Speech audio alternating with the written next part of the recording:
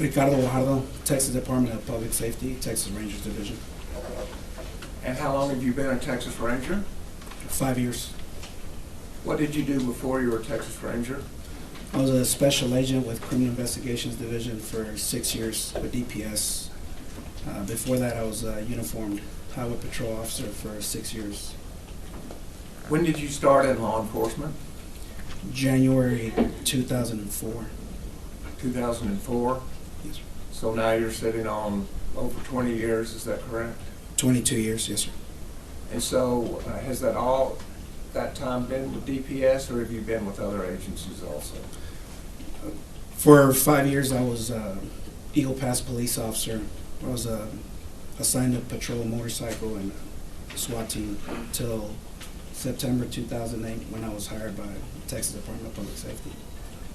And where are you currently assigned? Crystal City, Zavala County. And back on 2022, May 24th, where were you assigned? I was assigned to the Cotulla office, which is in LaSalle County, but my secondary county was Zavala County. So you had two counties. Yes, sir. Okay. And why is it that are all Rangers assigned to a county, or how does that work? Most of the Rangers are assigned to, they have an office in a certain county. Some Rangers cover more than one county, often up to 3 counties at one time, depending on the terrain. And you were assigned 2 counties at the time. Yes. So how far was your home base from Uvalde? I would say about 40 miles. Okay. On May 24th, 2022, did you go to Uvalde? Yes. For what purpose? I was told by my lieutenant that we were responding to an active shooter in Uvalde. And how long did it take you to get there? I don't remember. Okay, fair enough. Well, when you got there, were you given assignments to do? Yes. Can you tell us what assignments you had? When I arrived there with my lieutenant, one of the first things I was assigned to was we had children that were leaving the Robb Elementary through the south side of the school. So we were assigned to keep them off the street and get them to a vacant lot so that they could be later transported by school buses for accountability purposes.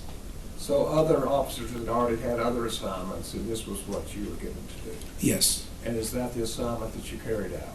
Yes. And how long did that take? I don't remember how long we were out there for. Fair enough. After that assignment, what was your next assignment? We entered the Robb Elementary property through the south side, and I met there with my supervisor and 2 other Rangers just to get an assessment of what had occurred. And after getting that assessment, what was the next thing you did? We moved to I was approached by a highway patrol sergeant who advised me that there was still a teacher with children in a classroom. So I took a handful of troopers and made my way down a hallway, and we secured that room and safely escorted the teacher and the students off the property. Very good. Eventually, were you placed in charge of any of the investigation? Yes.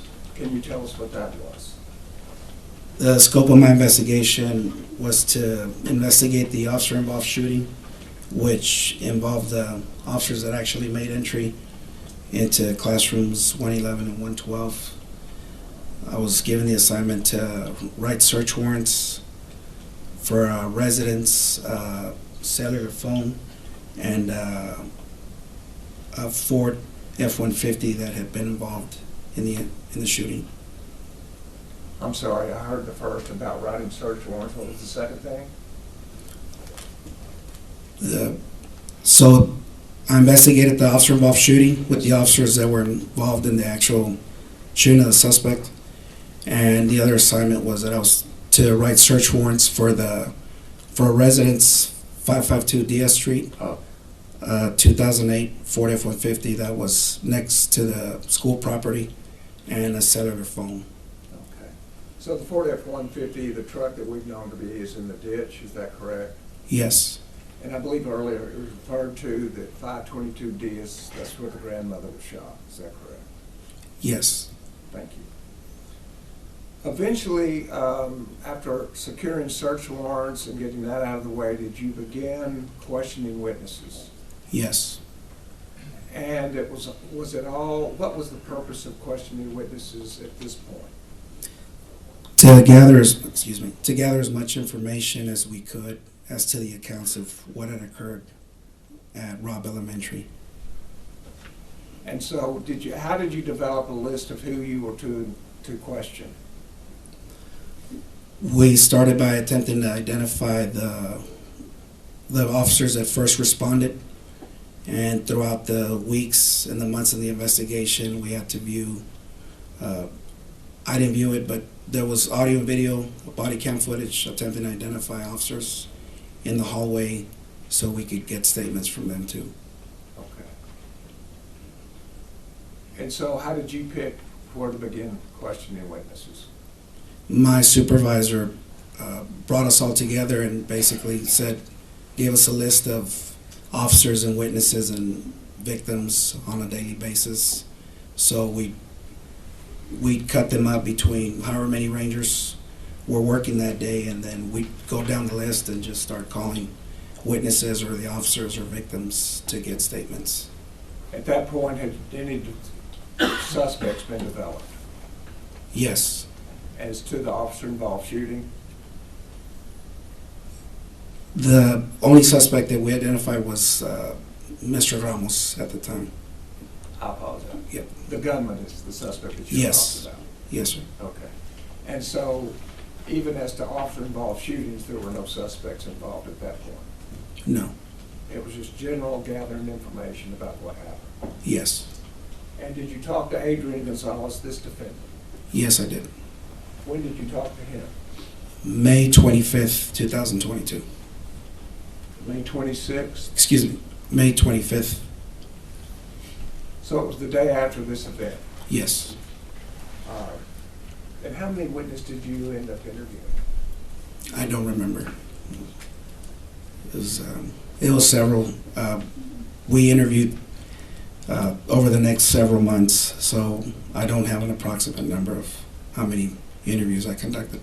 Was it in the dozens? Yes, easy. And how many Texas Rangers were out collecting interviews?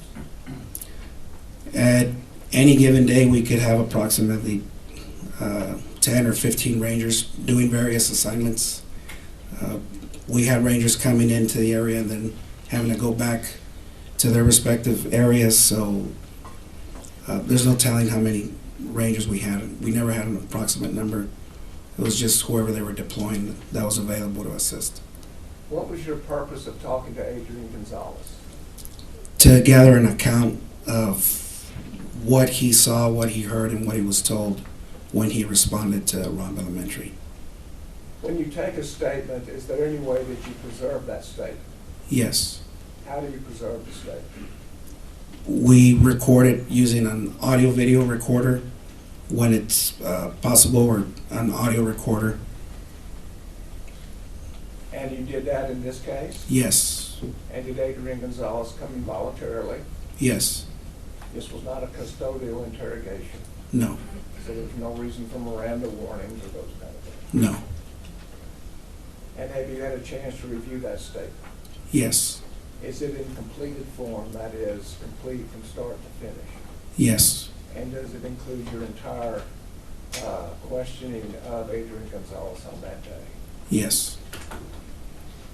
Your Honor, at this time, the state would offer Exhibit 1038, the statement of Adrian Gonzales. No objection. Submitted. Publish if you like. May we publish it? Yes, sir. And Ranger, there may be a couple of times where I hear language that may be police talk that I may ask to stop and explain, if you know, what that police talk is. Yes, Fair enough? yes. Thank you.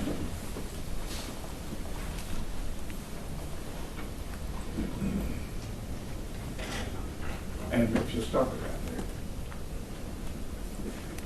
there. Is this the interview that you had with Adrian Gonzales Yes, on the day after the event?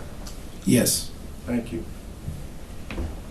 May 25th, 2022, approximately 4:41 p.m. We're at the Uvalde DPS office in Uvalde, Texas, 78801. In the interview room is Rick Guajardo with the Texas Rangers. Fort Crucia, Texas Rangers. Your And full name? Officer Adrian Gonzales with the Uvalde CISD Police Department, Okay. What's your date of birth, sir? 5/15/73. And it's Gonzales with an S at the end. What's a good contact number for you?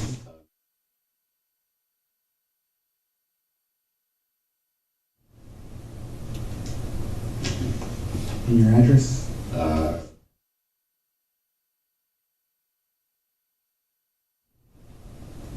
And that's here in Uvalde. What's the name? Studer S.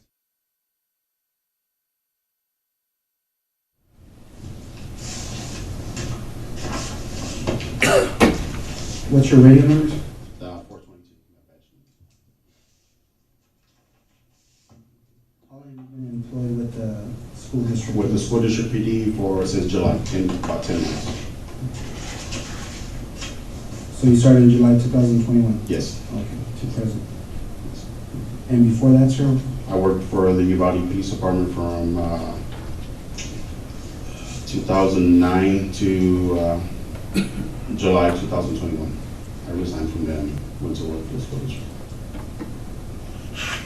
I was about 10 years, 10 months with them. 10 years, 10 months? Yes.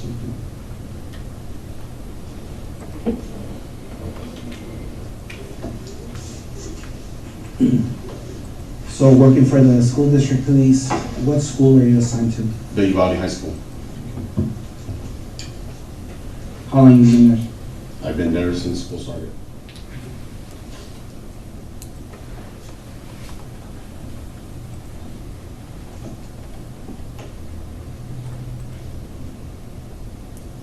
What's your shift?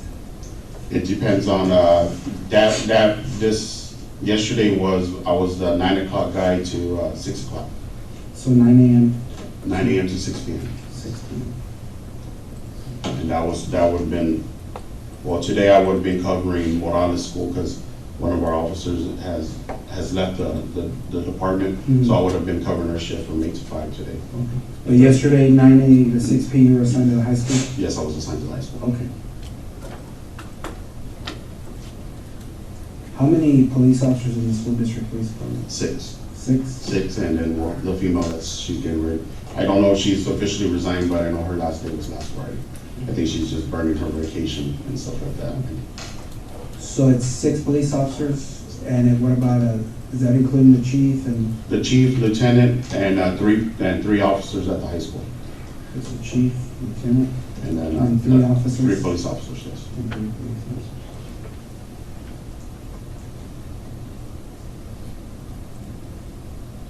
So the 6th one would have been the female that just, The 6th one's actually housed. She covers her campus is Morales Junior High, which is the junior high. which you said she's leaving? She wasn't on scene. Actually, Officer Ruby Gonzales was covering the school over there. Okay, Officer Ruby Gonzales? Ruby, Okay, and that one's Gonzales with a Z. okay.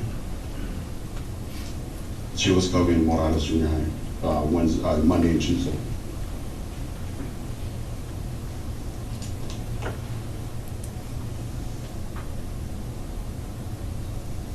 Who was assigned to the Robb Elementary School yesterday? Nobody was assigned to Robert. No officers, no assigned.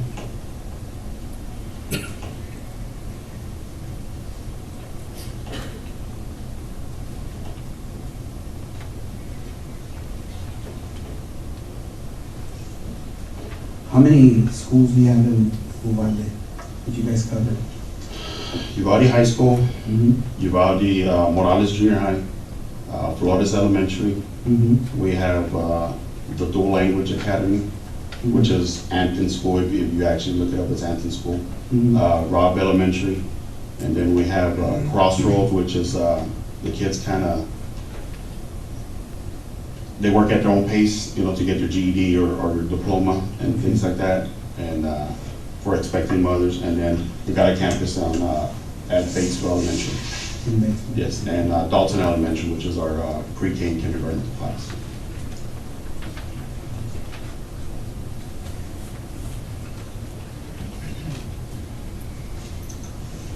So during the day, are you guys assigned marked units? Yes, we have a marking unit. Okay.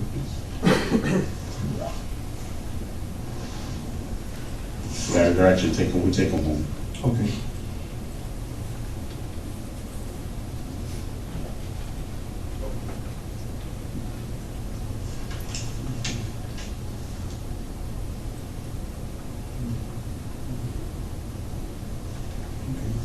So, going back to yesterday, can you walk me through just basically your entire workday from the time you checked on and what you did and then how?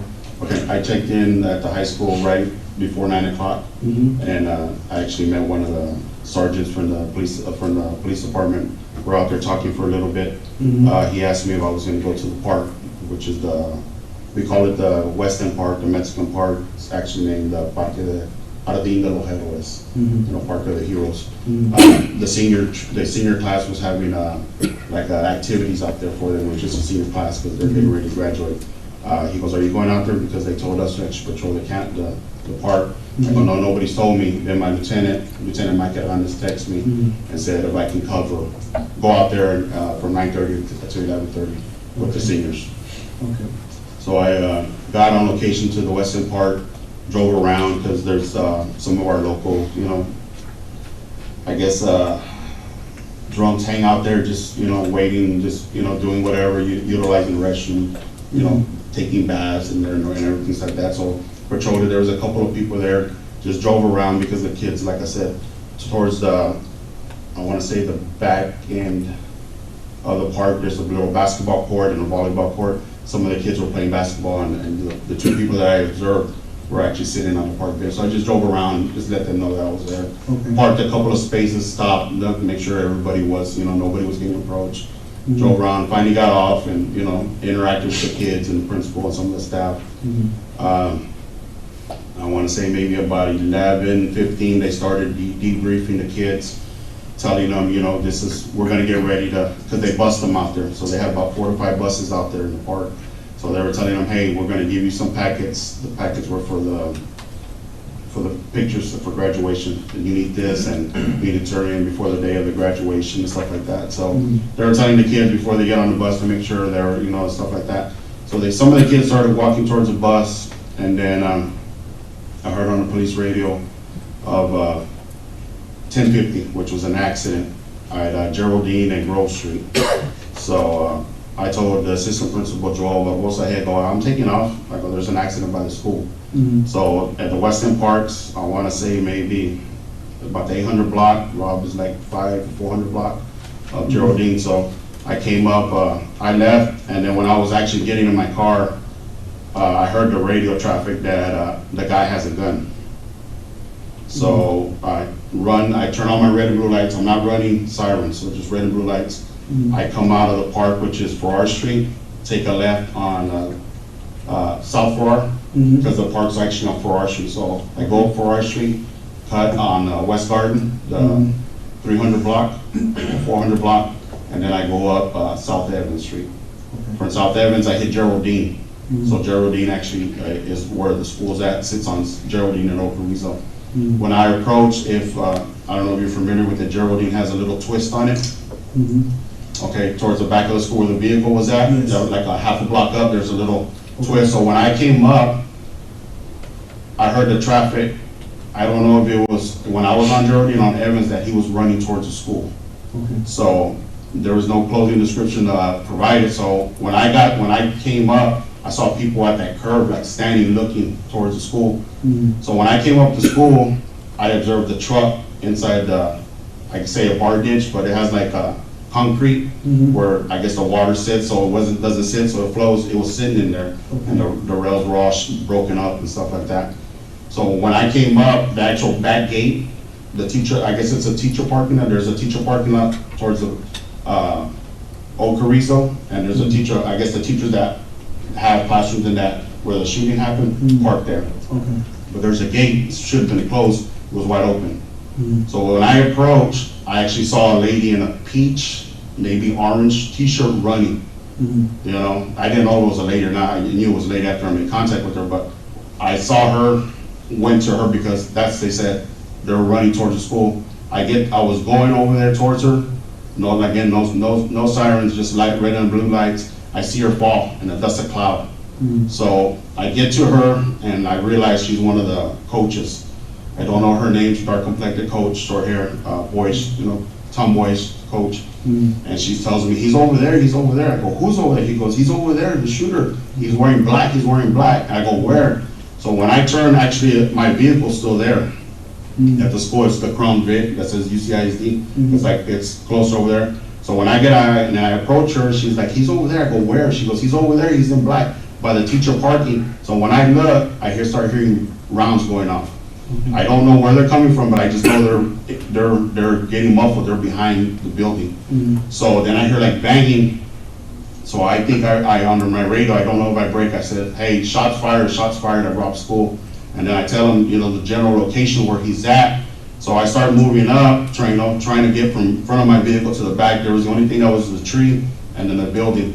So I started walking towards there, and then I see an officer, one of the PD officers coming, and then all of a sudden I see like glass coming out and firing, somebody firing in glass, a couple of rounds come out of the glass, and I tell the PD officer, get back, it's coming from over there. Mhm. So we get there, I want to say Sergeant Page from the Uvalde Police Department show up, Mhm. and the chief show up, Chief Arredondo show up. Okay. So the chief, Donald Page and myself go in on one side, Lieutenant Martinez from the Uvalde Police Department and Sergeant Canales come in through the other side, to the back door. And What door did you enter? I entered the door where my vehicle's at, so it's gonna be the south door. Okay. Because the school's right here. Yes. And then there's a big field, Yes, and then this is a ravine, right? yes. And this is where the vehicle was? So you approached, There's a gate, Right. right there, yes, Okay. there's a gate, yes. okay. So you parked here? No, I drove in, because like I said, I saw that lady running. Mhm. She was actually about right here in this area. Okay, So I made contact with her. There's like a breezeway with the kids, like an Onyx. yes. Okay, I made contact with her and she tells me he's over here. She's pointing this way. He's over there. He's dressed in black. I go, where? And she goes to the teacher parking lot. I want to say I saw a black car at that end, and then I started hearing the rounds go off and then like banging, like somebody hitting a metal door. Mhm. I can't see nothing because it's behind the building. I can't see it. So I notify everybody on the radio the best I could, and then, as soon as I start walking over there, I see the rounds come out of the window. Okay. So when you drove through this gate, you said it was open? That gate was open, Okay. and it should have been locked, How far did you drive in? to where my vehicles Okay. stopped. Yeah. There's a pavilion back here, like a big seat, Yes. big roof. Yeah. So it's in between the In school between, building? yeah. Okay. So you park here, because I know that there's a hallway that goes. Yeah, there's like a walkway, yes. Okay. Actually, where the vehicle's sitting at, that's where I actually stopped at. Okay, so you drove up to her, Yeah. and she's pointing that he's over here? Yeah, he's behind the building in a black, he's dressed in black. Okay. And when you drove through, did you see I anybody? didn't see anybody. Okay. Does your unit have a camera? No, So there's no audio, video in your? no, there's no. Okay. Do you guys wear body cameras? No, sir. Okay.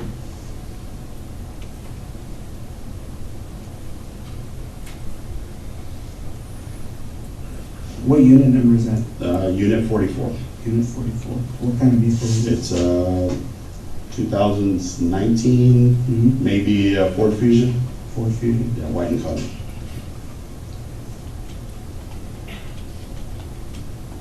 Okay.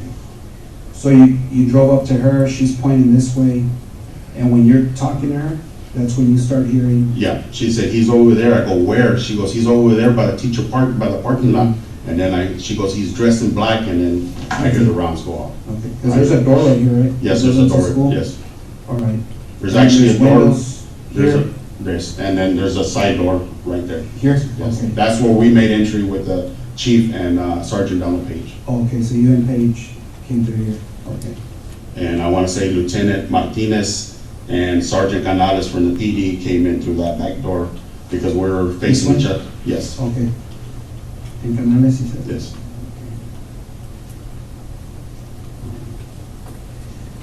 Chief Arredondo was with us on our end. When you said you heard gunshots, would you believe to be gunshots, and you Yeah. saw a window? Like glass shard, breaking? yes. Coming, now was it on these windows or these windows? No, it was actually on these windows. On these windows? Yes. Okay. When you saw that happen, where were you? I was, So at that point, did he point to a spot for you? Yes, And which windows was he talking about? he was talking about the windows on the east side of the main hallway where the shooting occurred, of rooms 111 and 112. And so, looking at State's Exhibit 1, you're familiar with the Robb Elementary setup, are you not? Yes, This is the fourth grade wing. Which windows was he speaking of? he was speaking about these windows on the east side of the building. Did he saw shots coming out? Yes. Thank you.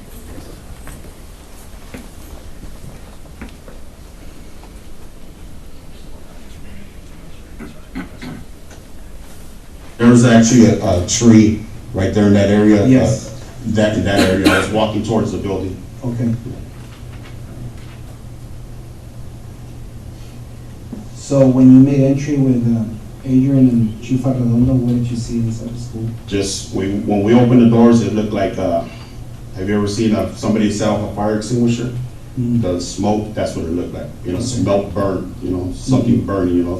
So we went in there, we kind of knew he was in that area, because I kind of told him, I don't remember if I told him, hey, it's like 3 or 4 windows down, Mhm. he's in there. So we kind of all, came in together, and I didn't see Lieutenant Martinez get hit, but I don't know what he did, Mhm. that he started firing, and then you see him go like that, and everybody scooped back. So I think he got hit, so we kind of moved back, as we're departing, because he was laying fire. When Donald Page stepped back, you see a piece of the sheetrock come through, a round come through. So we back up, and Page is yelling at Javi, hey, are you hit? Are you hit? And I see Javi holding his inner thigh, and he goes, yeah, I'm hit, but I'm good. So they walk out, and we walk out. Okay. When that's Well, going you know on, what? Sergeant Coronado was with us too. Coronado? Yes. He's with the UPD. UPD.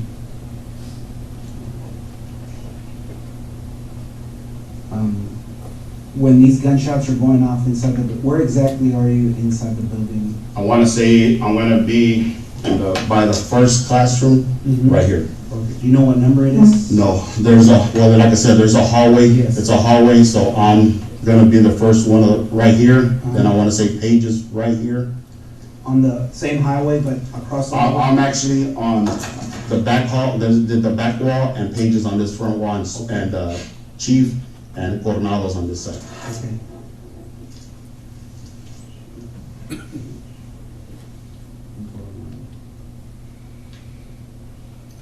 And while you 4 gentlemen are here, where do you think the shooter's at? I know there's a hallway that goes this way, right? Yeah, that's going to be further more to the end over Okay. here, yeah. All right. Is there another hallway that comes down this way? I know it runs from that back door to the front. There's a door over here. Okay, that long hallway. Yeah. All right. So I want to say there's a hallway here, Mhm. and like I said, Lieutenant Martinez was here and Sergeant Canales was there. Okay. So they were in front of you? down They were in there? front of us, yeah. Okay. We were like, angled in it that way. Okay. You didn't see Martinez get hit, No, but when did you notice that he might be? because he's brought it down, and then I heard Paige tell him, "Are you hit? Are you hit?" And he said, "Yeah," and he like moved backwards, and everybody kind of went back because he started laying around. So I don't know. Like I said, I talked to him. He said he kind of peeked in, and that's when the rounds went in. But he said he never saw him. Mhm. So the classrooms were dark. From my point of view, the classrooms are all dark, so. Okay. Were the teachers that turned off? Yeah, the teachers are instructed to turn off. That's part of the lockdown procedure. Okay. What else is part of the lockdown procedure? Whenever something like that happens, there's a threat on school, they go on a lockdown. Okay. Doors are supposed to be locked, all doors, outside, inside the hall, inside that hallway, and all the perimeters should have been locked. Okay. For some reason, I guess they weren't, you know. But that's the process of a lockdown. But the lockdown didn't come into effect till the shooting was already occurring.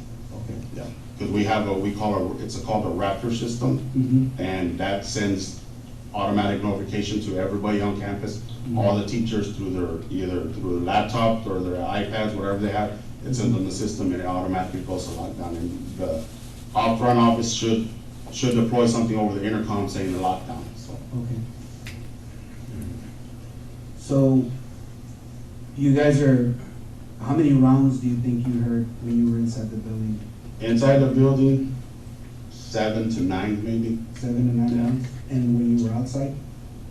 about 13 or 14 rounds. 13 or 14, before you guys actually Yeah, went into maybe, it? yeah. Okay.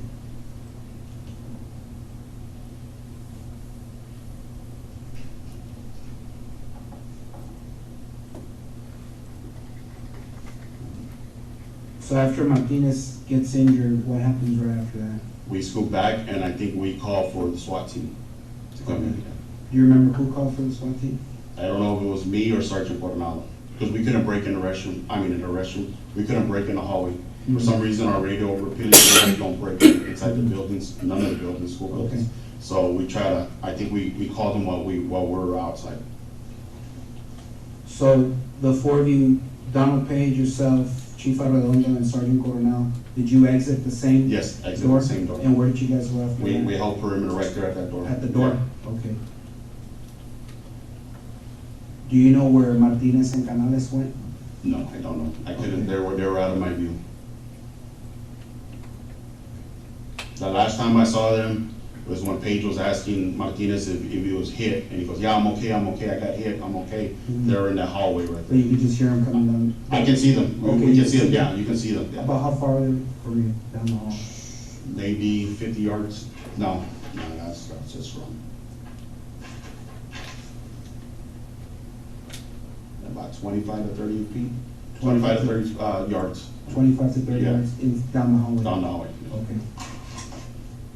They're in actually the hallway that runs from that back door to the front door. Okay.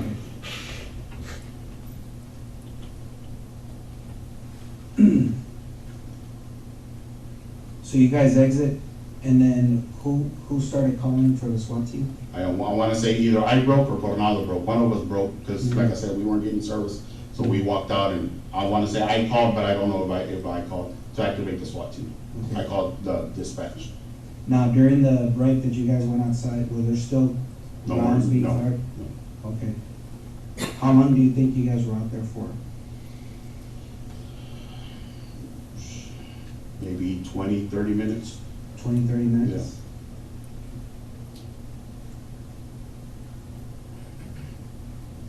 Was there radio traffic going back and forth? Yeah, there was a lot of radio traffic. Okay. I know one of the traffics I heard somebody said, call as many agencies as you can.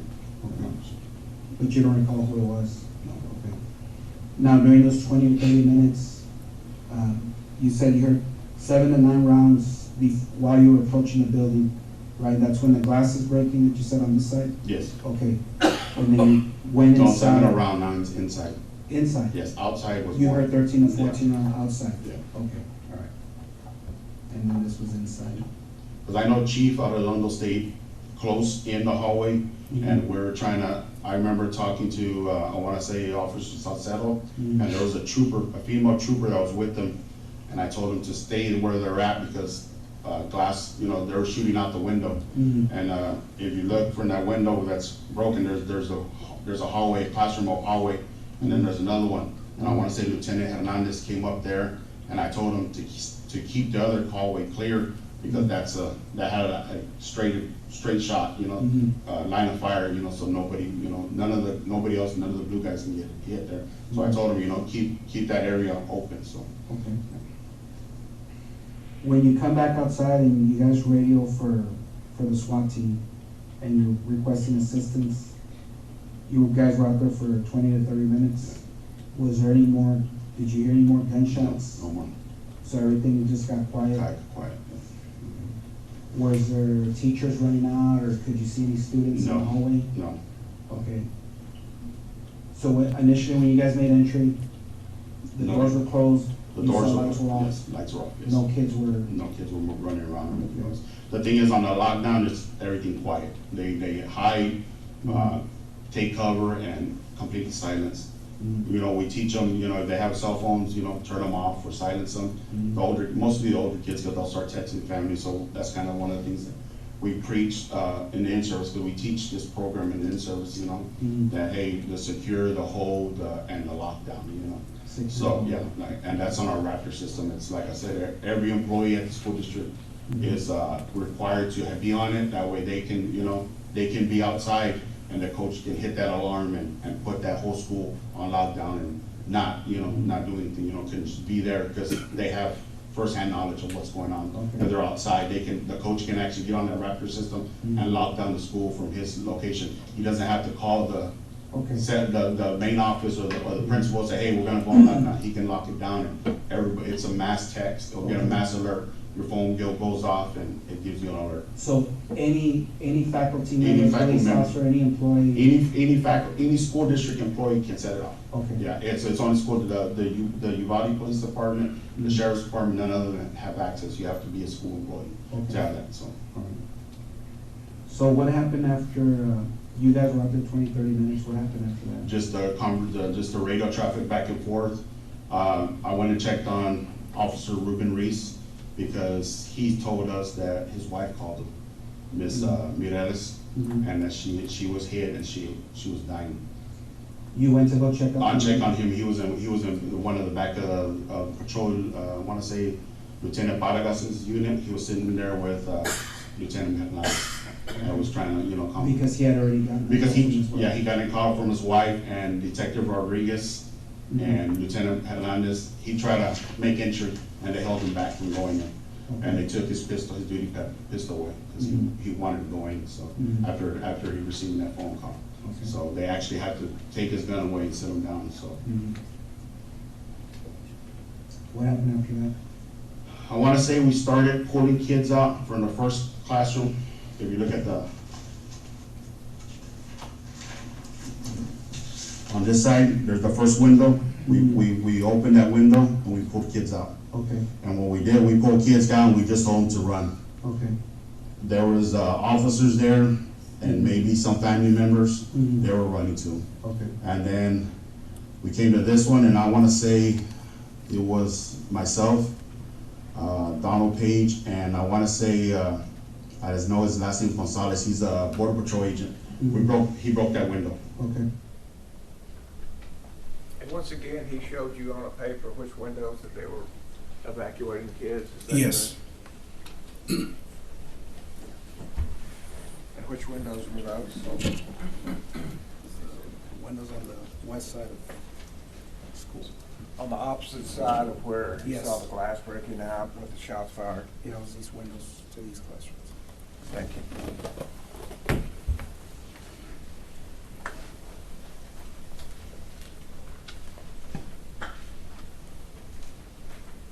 Broke that window, and then we pulled kids out of there, and we just went strategically all the way down, pulling kids out of the windows, breaking windows. When you guys were pulling kids out of the classrooms through the windows, did you notice that any of the kids were injured? No, none of the kids were injured, yes. So all of the kids that were on these windows, they were removed safely? They were removed safely, yes. Okay, and they were taken to the front of the? They were taken towards that gate where, Okay. that I came into. Okay.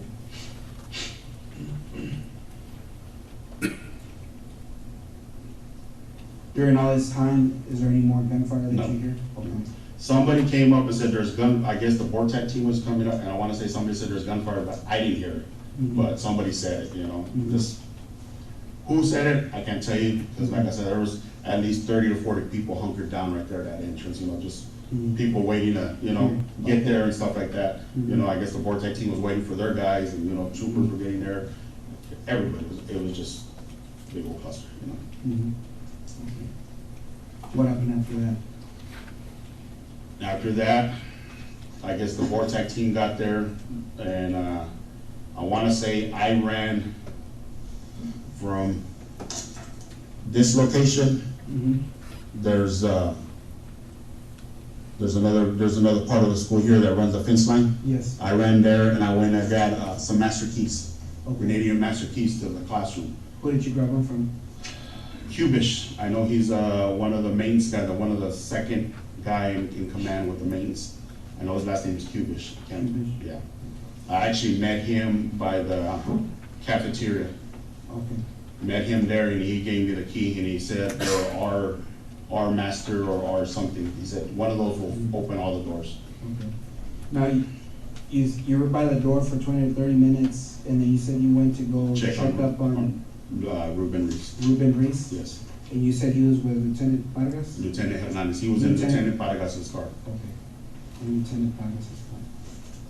Mariano Vargas? Yes, right? sir. Okay. And where were they stationed at? There were, I want to say their vehicle, there was teachers parking right here, there was somewhere in that area. Right? So there was teachers already coming into the... No, the teachers were already parked there. Oh, okay, they Yeah, were already parked right there? there, yeah. Okay, so he parked behind the vehicles? I want to say he's parked somewhere in there, his vehicle's actually still there. Okay. It's a black Tahoe. How long were you there with Ruben Reese and Lieutenant Vargas? 10 minutes maybe. Mhm. Yeah.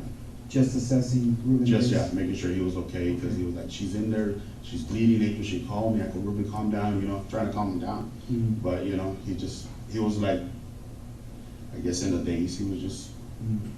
Okay.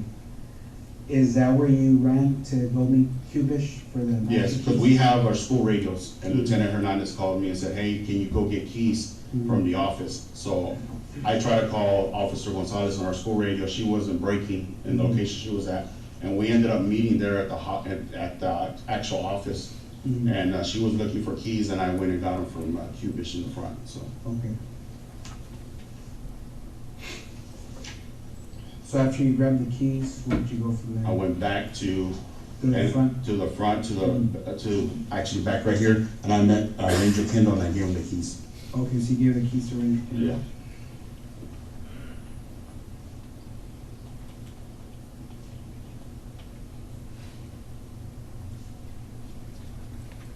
Okay. What happened after that? They made entry. Mhm.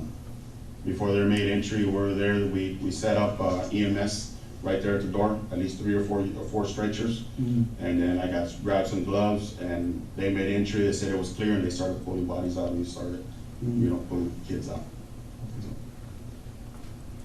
During this whole time that you're grabbing the keys, did you ever hear any gunfire? No, So the last time you heard gunfire was when you were in here yes, when Lieutenant Martinez got and you here. guys pulled back Yes. to the rear? Do you remember who was with Ryan Kendall? Do you remember? No.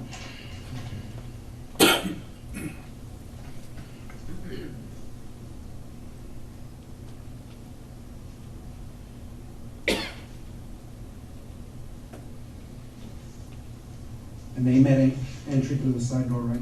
On this one? Yes, they made entry to there.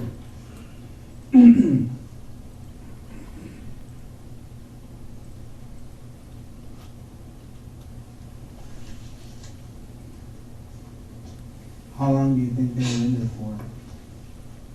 I was in there for maybe 3 or 4 minutes, and then they started pulling everybody out. One of the border patrol agents said only medics are allowed in there, to work on kids. And when I walked out, they were working on missing ALS right there at the door. And That door, yes. Okay. So when Kendall made entry with the team, did you go in there with him? No, You didn't? No. You stayed on the outside? I stayed outside with the EMTs, Okay. myself and Detective Rodriguez. Did you hear any more gunfire after that? I heard maybe 2 to 3, Mm-hmm. that was it. Okay.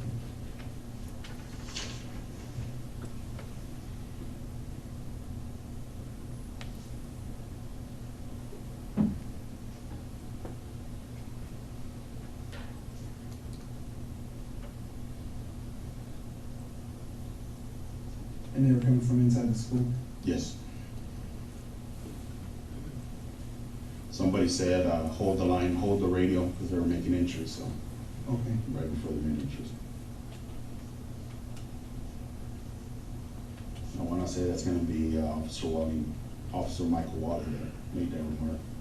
And the voice is kind of, he has this distinct voice that, you know, I can see him behind me. I know he's talking, so I worked with him for several years. So. Officer Michael? Michael Wally with the Uvalde Police Department. 320.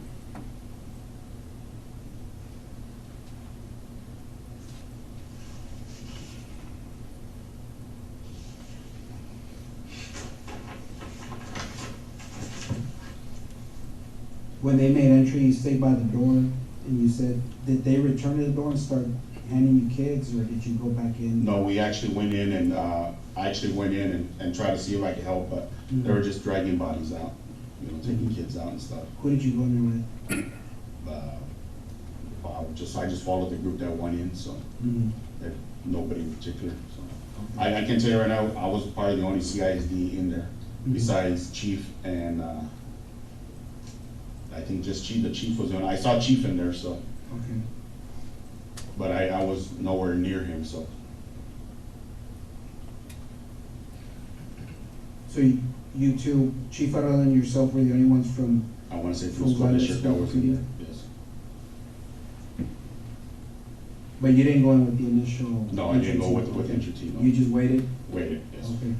Did anybody come back to open the door, or say it was clear, or anything like that? They cleared the building, and then I remember giving somebody the keys because they wanted a secondary search to clear the rest of the classrooms. Okay. So I know the guys that cleared the hallway where they made it, the hallway that they came in through. I gave the keys to the guys, and they cleared those. Or I gave mine to Chief Arredondo. I gave them the keys. I go, here's the master keys. And there was 2 master keys out, so they were checking them. Okay. Ranger Kendall had one of the sets of Yes. keys? Okay. How long do you think you waited when they made entry? How long do you think they were in there for? Maybe a couple of minutes, 2 or 3 minutes, yeah.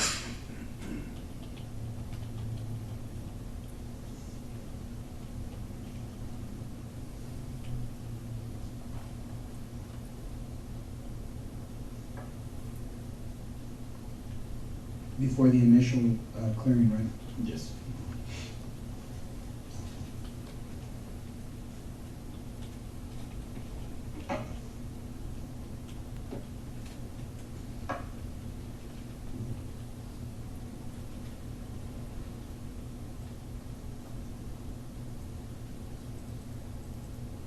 Did you ever fire any rounds No, sir. during that conference? Okay, so you didn't fire any rounds? No.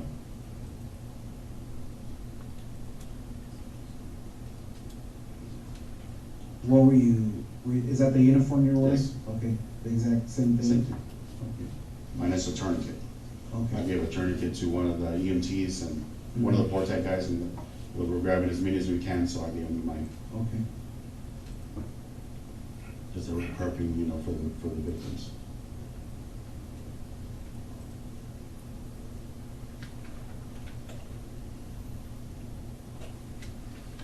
When you were posted school, are you guys issued a rifle? No, sir. We don't have rifles. Just your sidearm? Just our sidearm. And is that issued, or is that? That's an issue. Okay, what kind of? It's a Glock 40, Mhm. Gen 5,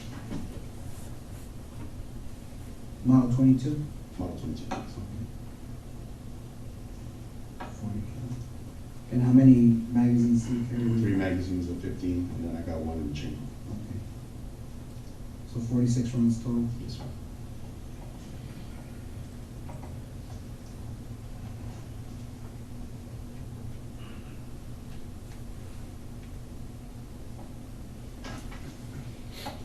During the entire course of when you first drove in and made contact with the female coach that fell, and then she's giving you direction of where he's at, she never gave you a description? She just said he was wearing all black. He was wearing, All okay, black, so yeah. she told you he was Yeah, wearing all she black? was, he's over there, he's wearing, by the parking lot, wearing all black. And Okay. then that's when this round started going on. Okay. Did you ever see the subject? No, I never saw him.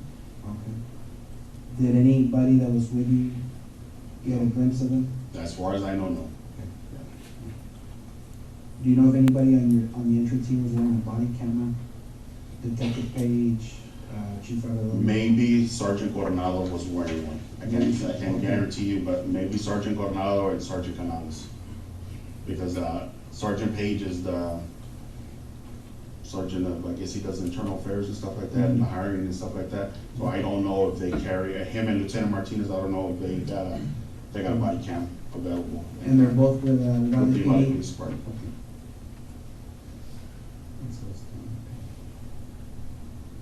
But Sergeant Canales and maybe Sergeant Coronado may have body cams on.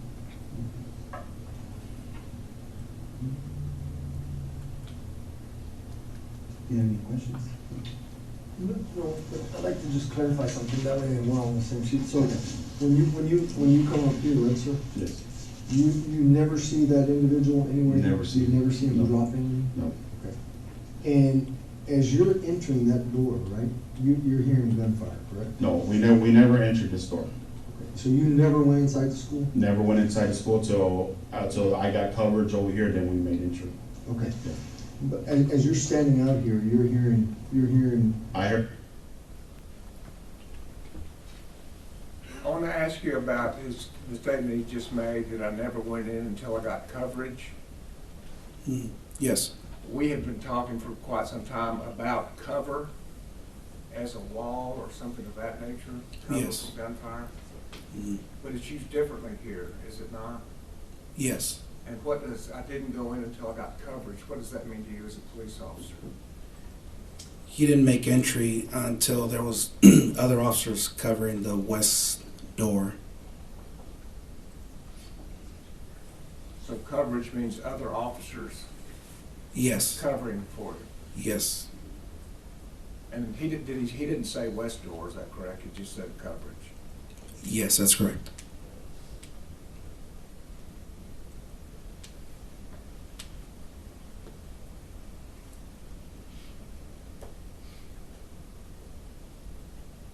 Thank you.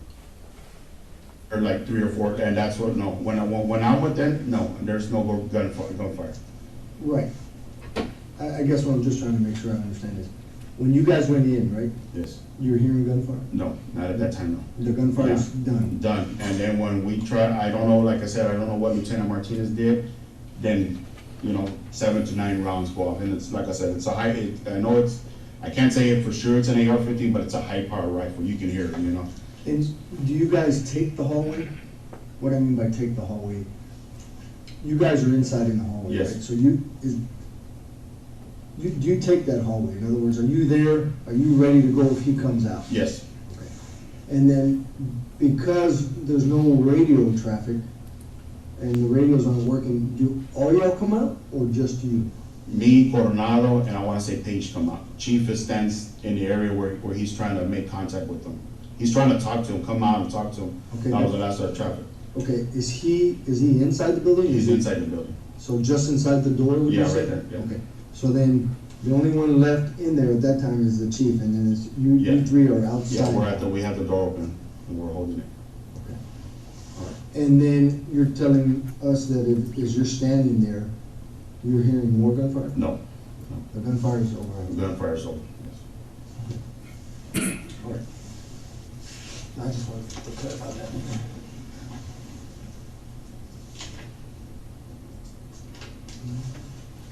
Your dispatch, will they have audio video recording, They should have radio recording of it, so, or you would come out and say, hey, yeah, I believe you mentioned that you call for backup? yes. And I want to say I think Lieutenant Vargas was the first unit I saw, and I told him to come to me, but he, went the other way, and then Sergeant Page came up to my location. When the rounds are being fired, sir, are you, I don't need the paper, I'm just trying to, as the rounds are being fired, is there a reason why you don't fire? Because I don't see where the rounds are coming from. That way we can Yeah, explain. I know they're coming from the back over here, I just don't know where they're coming from. So, And you know anybody else that you know of at that time fired back, right? No. Because nobody, not that, as far as at least you. at least me, I did not fire. Yeah, I And did not. that's because- I didn't see them. I heard them, but I didn't see them. And they're echoing, so I don't know. I know they're coming from the back. I just don't know where from.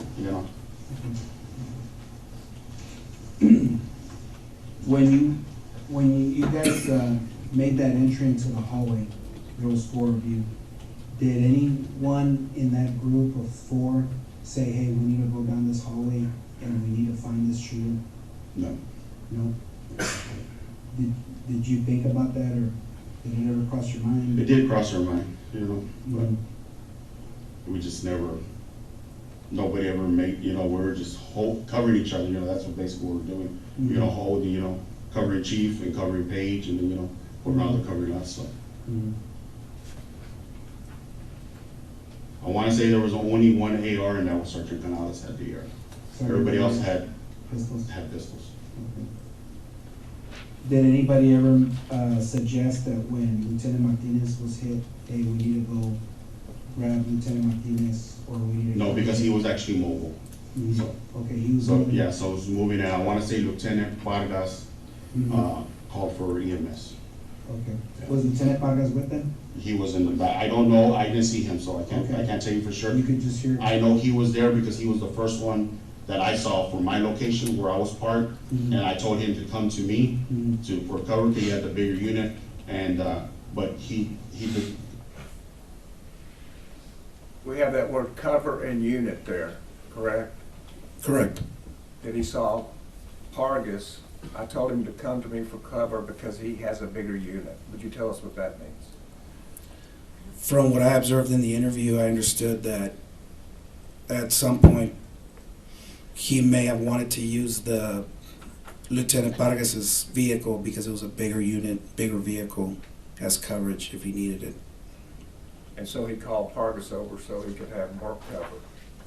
That's correct. But then Lieutenant Vargas went to the west side door, and that's when Sergeant Donald Page went over to Mr. Gonzales and met him at the south door. The next car that came was Page. I believe so. he deterred and went to that area, and then Sergeant Page is the one that came to me.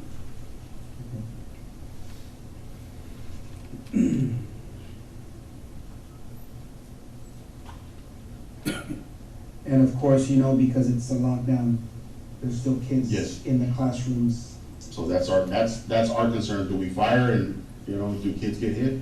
You know, so we don't know the status of it.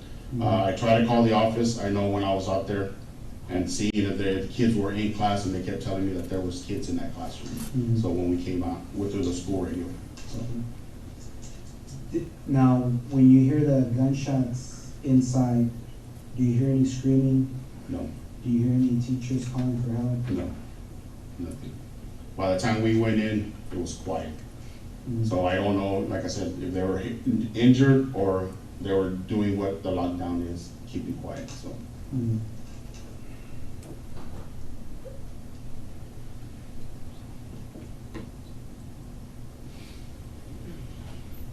You know approximately what time the lockdown came into effect through a text or?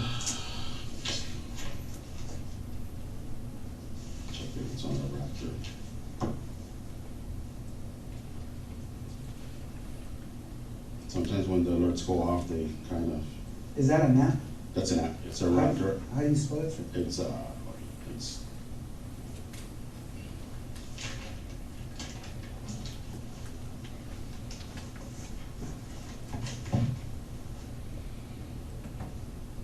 $1132, At 11:32, and Raptor is, R8, Mhm. let me show you. Oh, that's it right there, so. R alert. R alert, yeah. And you said at what time? 11? 11:32, the school goes on a lockdown.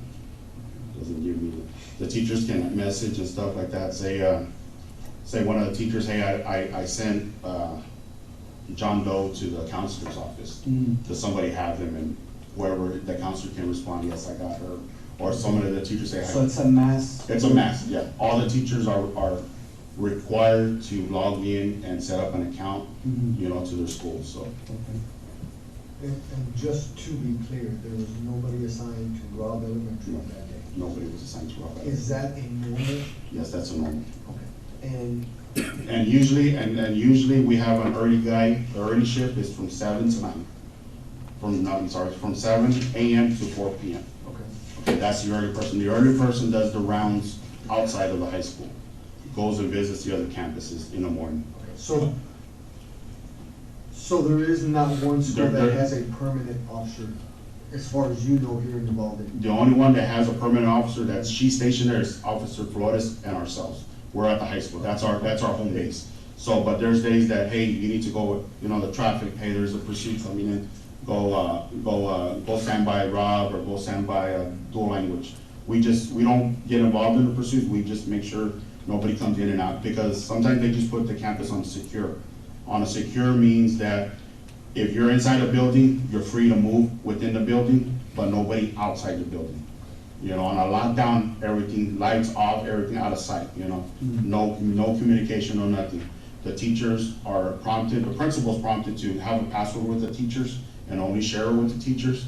And when he comes on to that intercom, he'll say, okay, password so-and-so, we're good, the secure's been lifted. But he also, the administrators, whoever sets that alarm, can put the school off of lockdown, can close it, so.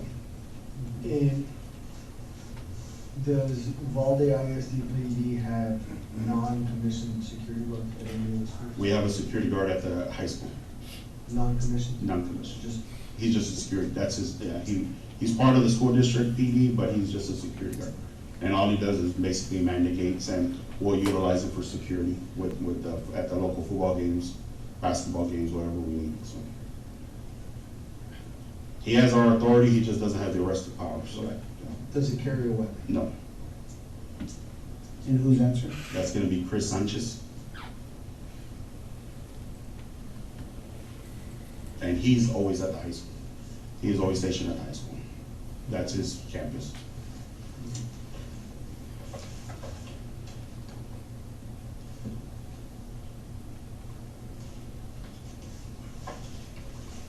Just going back on someone else.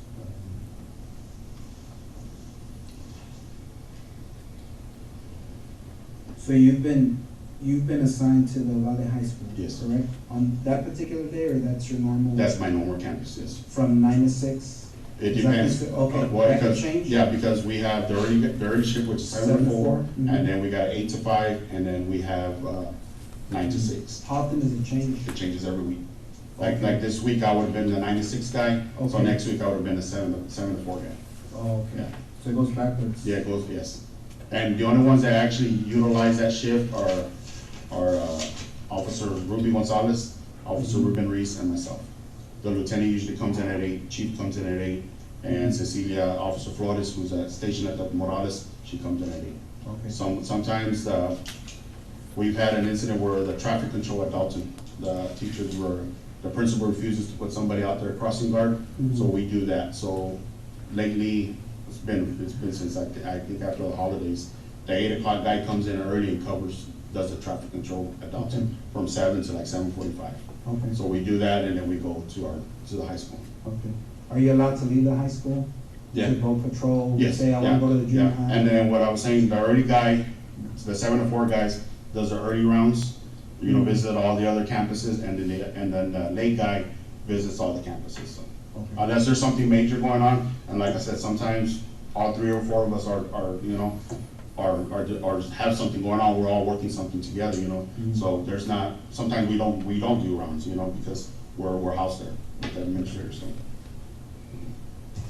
Where's the main office for the school district? The police main- department? It's gonna be there at the Uvalde High School. At the Uvalde High Yes. School? That's your main office? Yes.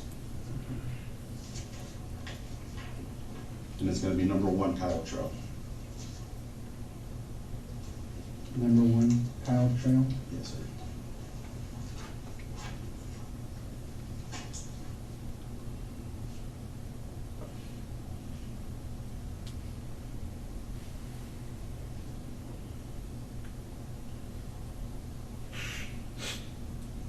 The chief has his office there, along with his administrative secretary, and we call it the squad room, where she's at, and then all 3, Lieutenant Hernandez, Officer Reese, Officer Gonzales, and myself have our own independent offices. Okay. And we're scattered throughout the inside of the high school. Okay. So the school district police department, you said, is the chief Arredondo, lieutenant, 3 police officers, plus the female that recently just left? Yes, 4 officers. Okay, so it would have been a total of 6, like you said? Yes. But right now it's 5? Yes, Okay. And how many marked units do you have? 6 units. 6 units? So every officer Well, actually, has a- there's only, well, the 3 Ford Fusions are marked, and Officer Reese is marked, but he has the ghost decals. Okay, And chief and the lieutenants are just explorers, great explorers.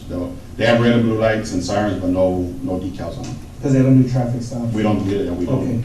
so just to be clear, every independent school district police officer has a way to be mobile? Yes, Okay, and they're all take-home units? they're all taking Okay, notes. so at any given time, you can respond from your house if Yes. there's an emergency?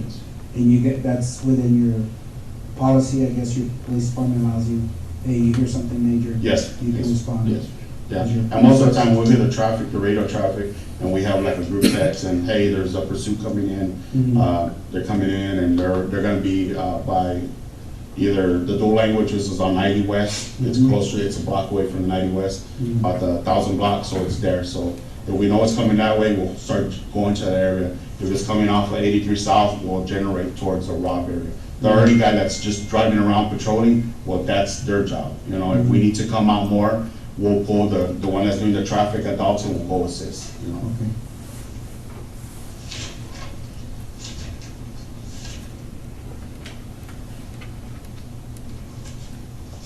Going back to when you and the officer were breaking the windows here on by the teacher parking lot, Yes. did you notice that there was anything on the ground? Anything that No. someone may have dropped? No, not until after the fact, somebody says that, hey, there's a bag there and it's full of AR magazines, but which officer said that, I couldn't tell you right now. Possibly wearing green, maybe the camouflage, I don't know, to tell you the truth. Okay, So, all right. But it was after everything, kids were getting yeah, evacuated? yeah, kids were getting evacuated and running. The last classroom, I was closer, I was checking on Ruben again, and I was more towards the back. So, the kids were running, so I was just telling them to go run towards it.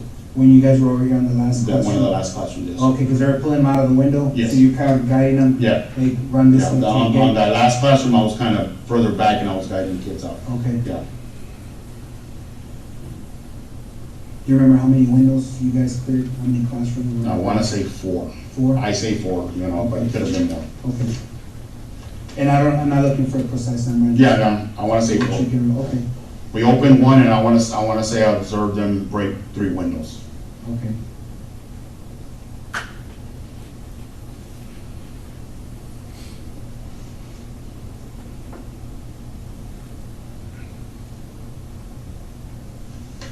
And this is after you guys came back outside to regroup? Yeah. When the shots were fired inside? When the shots, there was no more firing.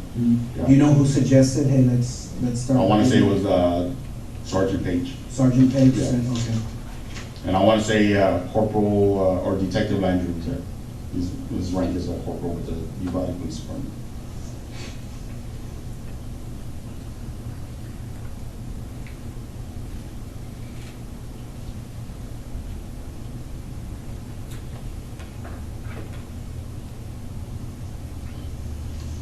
When you guys were doing this, did you ever see Lieutenant Martinez or Canales outside? No, Right. I know, I heard the traffic, like I said, Lieutenant Vargas called for an ambulance to have one of the officers check, Mhm. and he got checked out, and I guess he came back and joined the crowd, so, Okay, but like, by then, it was massive, you know, there was officers everywhere, so. okay. So you exit, you're standing by the door, right?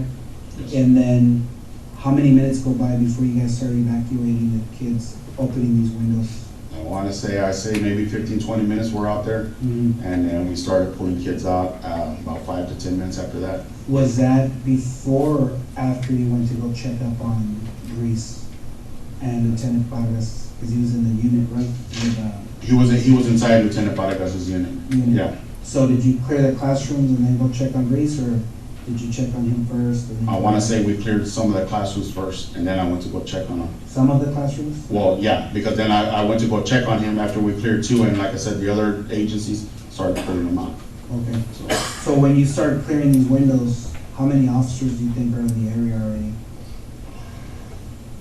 Is it more than just you four? yeah, there's Okay, at least 40 to 60. okay. Yeah. So there was plenty of Yes, officers yeah, yeah, to help, yeah. and you went and checked up on? Yes. Okay.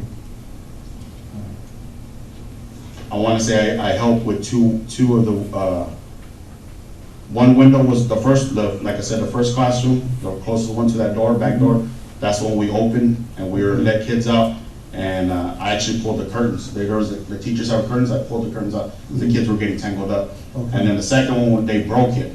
Okay. They broke it with a baton. I want to say it was, I want to say he does undercover work for the Border Patrol. His last name's Gonzales, maybe Louis Gonzales. He's a special agent. He's always, he's always driving an Impala. That's why I know who he is. Okay. And then Coronado started breaking with the baton. And I remember pulling kids out because the glass was broken. And then that's when I kind of went towards Ruben to make sure he was okay. And then, like I said, I was further back with Lieutenant, and Lieutenant, he was inside the vehicle. And then that's when they started pulling more kids out, and I just started guiding them. Okay. And the vehicle's right behind the teacher parking lot? I want to say the teachers are parked there, and I want to say maybe 1 or 2 rows of teachers, and Lieutenant Vargas' vehicle's there. It's a black Tahoe, all blacked out. All right. I don't even think it has decals on it, Okay, and it's an older model Tahoe. all right. Commissioner Young? No? Is there anything you want to add or something you think you might want to know? And now that I can sit back, I went tunnel vision, like I said, with the lady that was running.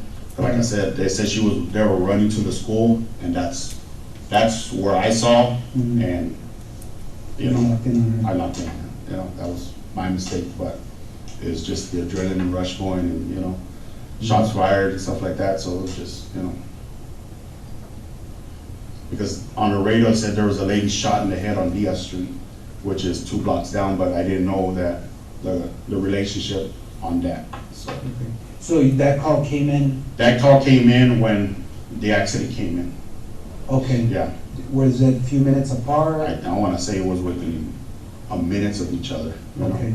I want to say the first call came in of 10:50, Mhm. a guy wrecked into the bar ditch. Okay. And then a call come out that he had a gun Mhm. and he was running towards the school.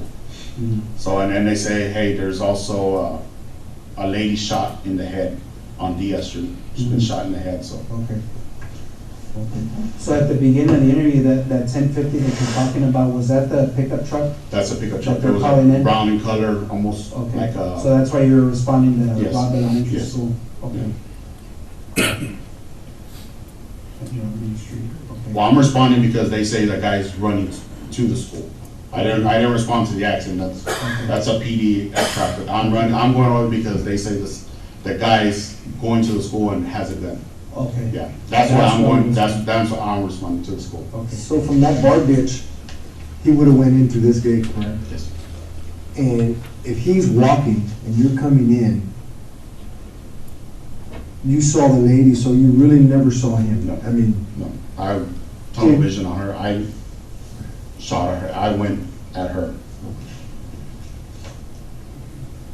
You said she's a female coach, right? Female coach, Short black hair? short black hair, Okay. maybe named Natalie. I'm not sure. Okay.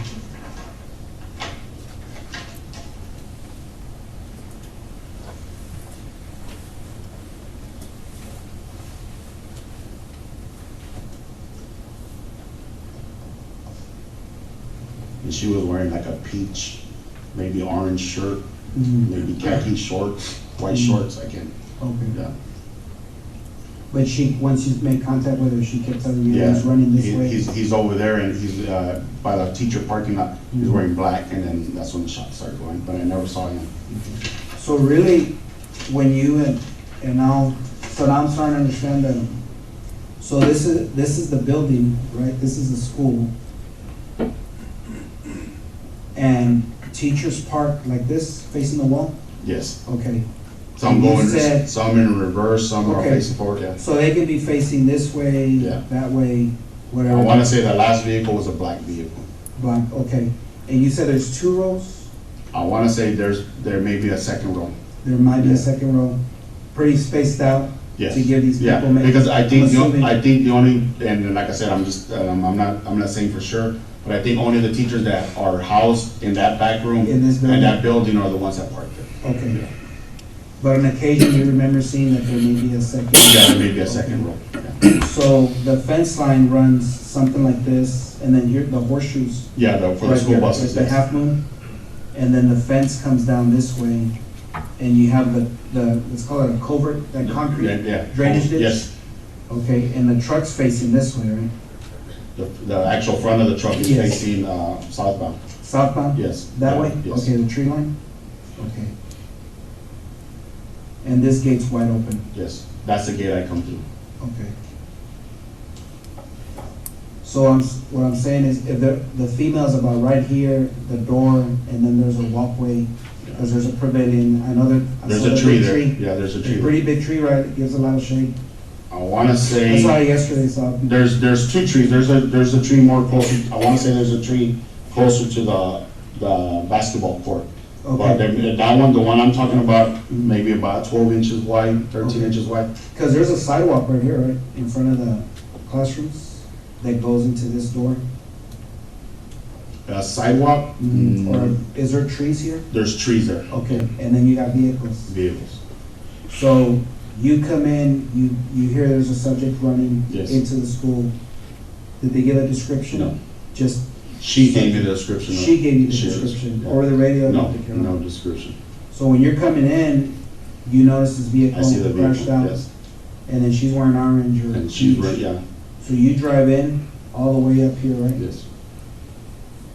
Do you think it's possible that maybe when you were driving up, the subject could have been behind cars and He trees? could have been, like I said, But you never saw I it? never saw him. Okay.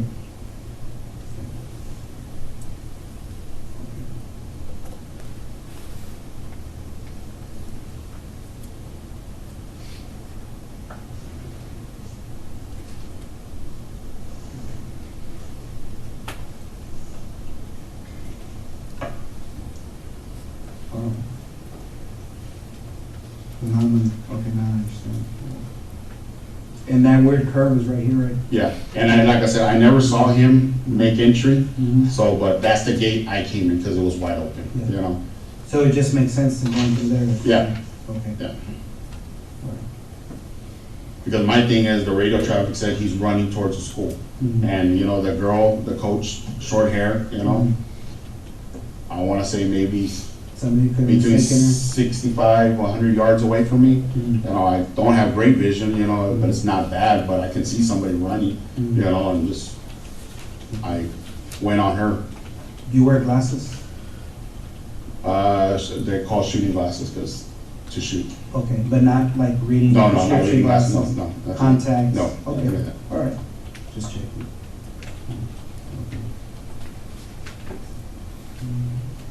This road right here, Geraldine. Geraldine? Yes. Okay.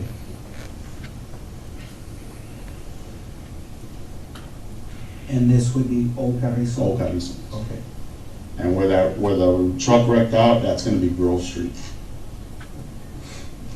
Grove Street over here? Or Yes. this, the one that cuts it? The one that, yeah, the one that intersects right there. Okay. The Grove T, Street. yeah. Okay.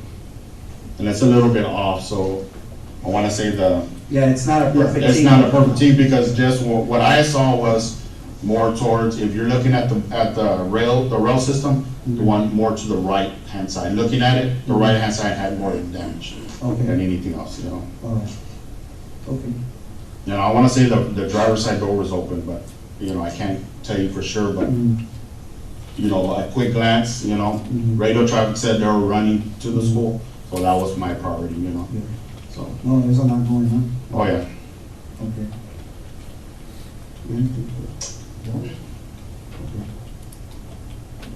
So we're gonna go ahead and terminate the interview. Okay. It's approximately 5:46 PM, and we're gonna stop the interview at this time. All right, ladies and gentlemen, I want to finish that. I don't know how much more he has on direct, but go ahead and take your afternoon recess. Take about 10 minutes, and we'll bring you back in. Will everyone rise for the jury?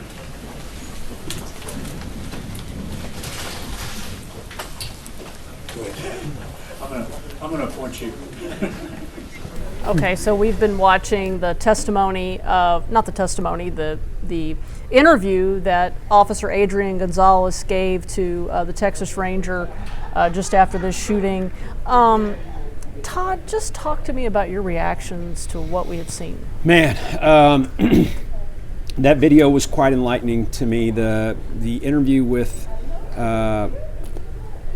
Gonzales the day after this all happened, and one of the first things that struck me is how calm he is. Mm-hmm. His demeanor is very measured. Doesn't look like he's hiding anything. I mean, one of the first things as a defense lawyer that I also notice is the fact that there's no attorney there with him. Right. And so he's not being Mirandized or anything. He clearly doesn't think that he's about to give answers in an interview that could tend to implicate him in a crime. And he goes through, I guess, his steps, step by step. Some of the video was a little difficult to hear, but for the most part, we know that, at least from what I could tell, he was there by himself for a very short period of time. And he was trying to ascertain where the gunfire was coming from, how to, who's wearing what, just trying to do an assessment. And 2 to 3 minutes later, here comes the, at least part of the cavalry, including his boss. Mm-hmm. So are we talking about prosecuting him for the 2 minutes that he was by himself where all this hell was breaking loose, and then it seems like such a stretch to me. And he says, that he encounters the coach, and she says he's over there, he's over there, he's in black, but he says, I never saw him. And he's very clear on that. And again, and I think it's important to note, he does not see himself as a suspect, right at that time. So why would he lie about such a thing, right? Because he doesn't know that later on at trial, the question of whether or not he saw him, whether or not he saw the shooter, is going to become an important issue. He actually acts like he's more of a hero. I mean, at this point, he thinks, he's rescued kids, he's pulled kids out, he's gone and gotten the key that finally unlocks the door. They think unlocks the door, although now we know it was open. He's doing all of these things. So in his mind, as you said, it doesn't show someone who is concerned that his actions led to the death of little kids and teachers. Yeah, I mean, I just, from his demeanor, just watching that, how long was that video, an hour? The recording? It was quite substantial. Just by watching his reaction, human nature tells me that if somebody believes they may have been somewhat responsible, maybe at all responsible for the death of innocent children, they would be shook to their core. Right. I mean, they would be crying, they would be talking about, I can't believe I didn't do more, I can't believe I didn't save more, whatever you want to call it, but he didn't see anything out of that from him. And the other thing that I think about this video that did the defense a lot of favors is there's absolutely no reason for him to get on the witness stand now and expose himself to any cross-examination, because his version of events from his perspective was laid out as clear as it can be in this hour-long interview. And so getting up on the stand and subjecting yourself to cross or having to reiterate the story again, now they got this video, if he were to deviate off it a little bit, then that would really, really throw a wrench in his credibility. So I think that video helps make the decision that he should not testify. Now, whether he decides on that or not, I'm not obviously on the case. Well, yeah, because he runs the risk that if he does get on the stand, that in any way, shape, or form, it does not conform with what he said in that interview. Then it becomes that, okay, we don't believe him, and therefore it's a lot easier for us to find him guilty as opposed to if he's not up there. To me, this tape helps the defense. I was asking you this, so why would the prosecutors play this tape? Because so, yeah, I mean, help them. It's going to come in one way or the other, right? And if the state doesn't present it or produce it, and then the defense does, it looks like they're trying to hide evidence. It looks like they're trying to confuse the jury, perhaps. And as a seasoned defense lawyer like this guy is, that's representing Mr. Gonzales, I think he would make an enormous deal of, why is the state not bringing you all the evidence? What are they trying to hide? What are they trying to keep from your view and your deliberation? Here's the unedited version of his interview 24 hours later, you be the judge. Right. So it had to be shown by the state, or they would caught all kinds of grief for it, I believe. And then also thought it was interesting was they was talking about when they entered the school, he says, the discussion, he was thinking about, do we fire and kids get hurt? So clearly there's, they're thinking about what they're doing as they're entering that school. And so you don't get the feeling from that interview in any way, shape, or form that he thinks he's done something wrong and that he's failed these kids. And remember, police officers have to account for every bullet that comes out of their gun. So if he just fires and, you know, doesn't know what he's shooting at, because again, he says he doesn't see the target, he doesn't see the suspect, then a teacher, he shoots a kid, then he's responsible for that. For sure. And yeah, I mean, you just can't, you're right. As a police officer, one thing I'm sure one of the first things you're taught when you have issued a revolver, weapon, whatever you want to call it, is you only shoot what you can see. Right. I mean, you don't just start shooting through a wall or around a corner or just randomly, firing rounds off, certainly in a school building where there's children everywhere. Mm-hmm. Right, and he just says he never had eyes on him. And he does mention that Canales had an AR. Yes, Yep. and he is in the line of sight. According to the defense, they're going to try to show that Canales was in the line of sight, and he asked for permission to shoot at the shooter. And I want to go back a little bit to the training records. It was dry, but bear in mind it was dry. But there were some important things in it that I thought actually helped the defense. They were talking about how they were reading from some of these training materials that said that a school-based officer is supposed to do the best they can to quote-unquote fill the gap until other officers arrive, and also talked about how talked about how if you're the only officer there, you're supposed to develop a plan, but apparently the training materials didn't say, well, how do you develop that plan? Yeah. And so it seemed, and then it also talked about the active shooter that was based on this idea of the tactic of you have 4 to 6 officers that search for and neutralize, as they advance in formation. So it felt like the training records did not hurt him at all, and in fact may have helped him. Listen, I've been listening to this testimony for, like y'all have, the whole day. I haven't heard a single thing that I thought, oh my gosh, that's really bad for the defense. They're going to have to clean that up. I haven't heard it.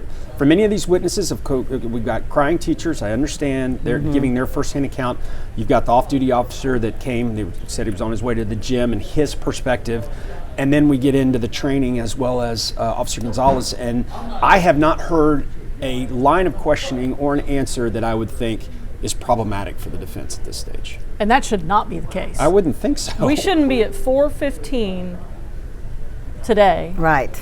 All day. This has been going all day long.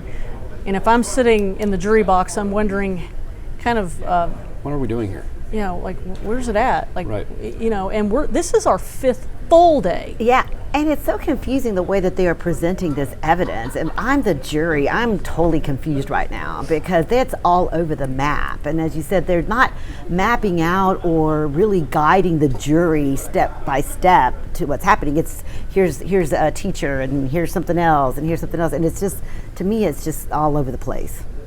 Yeah, I'm not. It's really hard for me to understand the tactic. And again, I just keep going back to all the good trial lawyers I've known will tell you, you have to tell a cogent story. These are lay people. You have to walk them through it step by step, and every witness you put on should somehow tell that story. And I know, like, sometimes, and I'm not saying it's the same thing when we do a story, but when we do a story, you want anything that's in that story should directly relate. It should, be a part of that. It shouldn't be a tangent. And while listening to the accounts of the teachers is horrible and sad, it doesn't tell us much about Adrian Gonzales's action or lack thereof. Yeah, because only one teacher testifies today that she sees Adrian Gonzales, but he's at his car. And at that point, because I guess the prosecutors are trying to say, well, he just stood by his car and didn't do anything. But clearly he then explains it in the video. And the teacher also says she wasn't sure if he was trying to take cover or what he's doing or if he's getting something. But then he says he's trying to assess the situation and figure out where the shots are coming from. So that's why he's at his vehicle at that point until he understands what the situation is. What are you expecting? We should be seeing Cross pretty. I guess I don't know how much longer. I mean, they just played the video. They still have the Ranger, the Texas Ranger, on direct exam. I don't know if he's going to try. I don't know. this prosecution team is leaving a lot to be desired, in my opinion. So I don't know where they're going to go with him. You know, are they going to try to get him to break down more of that video, that hour-long interview, to try to show where our officer either admitted some guilt or admitted responsibility or has confessed? I mean, usually when you play an interview with the defendant in open court, it's because there's something in that interview that's going to swing things towards the guilty side. And I think that video swung things the other direction. So I don't see how it helps them. Are you surprised after seeing that video that they even brought the charges based on what you said? That went through my mind, yeah.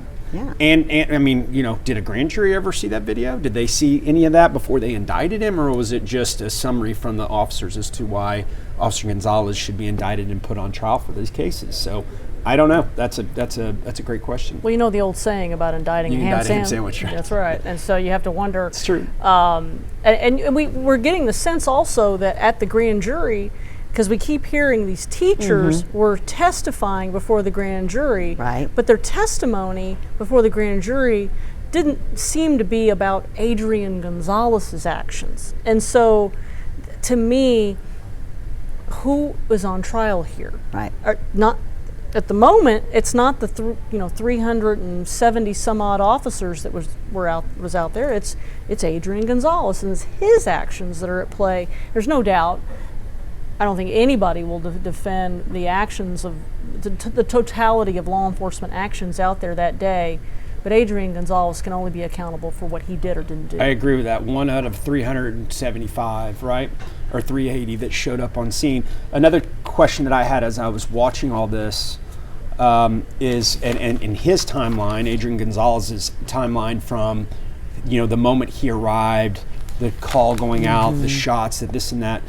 He's been indicted for every death in that school. Am I correct? Besides the adults. All 19 deaths of the kids and the 10 children that were injured. Yeah, I mean, so a lot of the shooting takes place right at the beginning where he's hearing gunfire. What was he supposed to do from where he was parked? How was he responsible for what's going on inside the school? There had to have been some kids or teachers that were taken out relatively early on. Why is he responsible for those actions when he just arrived on scene? Well, and then the kids that are injured after he's been ordered to go do something else. I mean, it seems to me, if you're looking at the timeline, there were still shots ringing out, but at that point, he's not in the school. Arredondo, whoever has ordered him to go get the SWAT team, go find the key, and so he's doing other things, rescuing the kids while the other shots are ringing out, and some of the other kids might have been injured at that time. How much do you think, how mitigating will it be, just the fact that we do know he did do a lot? I mean, there were things he did do, helping pull kids out.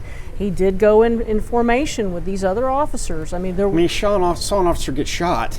It's like, and they backed up when that officer got hit in the head, and whether he was grazed or not. And then he saw sheetrock explode, and he doesn't know where the shooter is.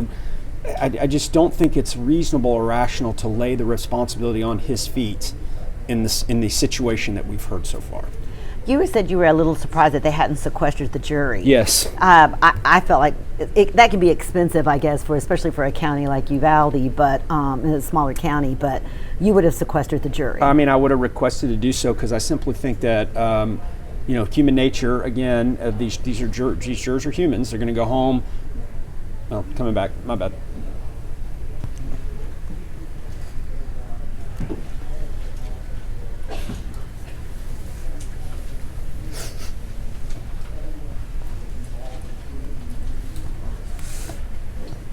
That's all right. Ranger Ricardo, my name is Jason Goss. I'm one of the attorneys for Adrian, represent him. You and I don't know each other, but I do have a few questions for you about the statement that you took. I guess the first question, if I could, and maybe you have it up there with you, maybe you don't, but do you remember how many different people's statements you took? No, sir, I do not. Do you have a rough estimate of how many? I couldn't even tell you. Like, was it more than 10? Yes, sir. You think it was more than 50?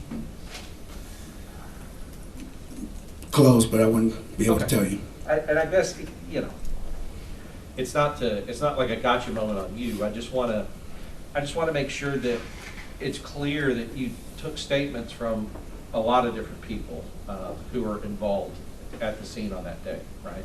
Correct. And as far, I didn't really get to see, I know that you responded, because you responded there and you started taking statements as one of your duties. Were you, I guess, what time do you remember getting there? Did you get there on the 24th? Yes, sir. Did you get there while it was still ongoing, meaning before they shot the suspect or the shooter or the killer? Yes, sir. Okay. Do you remember when? I don't remember exactly how long I was there before the suspect was shot and killed. Right. And so what, if I could just walk back through it, what were you doing when you first got there? I know you might have answered it with him, but I don't think I caught it. When I got the call from my supervisor, we responded from Crystal City in Zavala County. So by the time we arrived, it took us a while to get there. I don't remember exactly how long we were on the road for. But by the time I got there, we ended up parking on the south side of Robb Elementary on Old Carrizo Road. We couldn't proceed any further because of all the law enforcement officers that had already arrived and were blocking Old Carrizo Road and Geraldine, which is north of Robb Elementary. So we met on Old Carrizo Road. We pulled off, and I met with my lieutenant. And at that point, my lieutenant was just trying to gather as much information that he could from one of our rangers that was actually inside of Robb Elementary during the event. Okay. So do you know which ranger was inside Robb Elementary? Yes, sir. The Texas Ranger Ryan Kendall. Okay. And I think that we get a reference on that from Adrian's statement. Ryan Kendall was the ranger that Adrian went and, I guess, gave the master key to. Correct.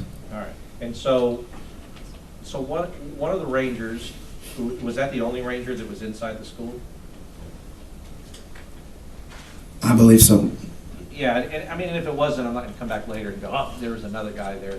But just to your knowledge, he was, to your knowledge, the only one that was there. Yes, sir, that's correct. Right, and then as far as rangers outside of the school, do you know how many of you guys were outside of the school or kind of in that mass of law enforcement?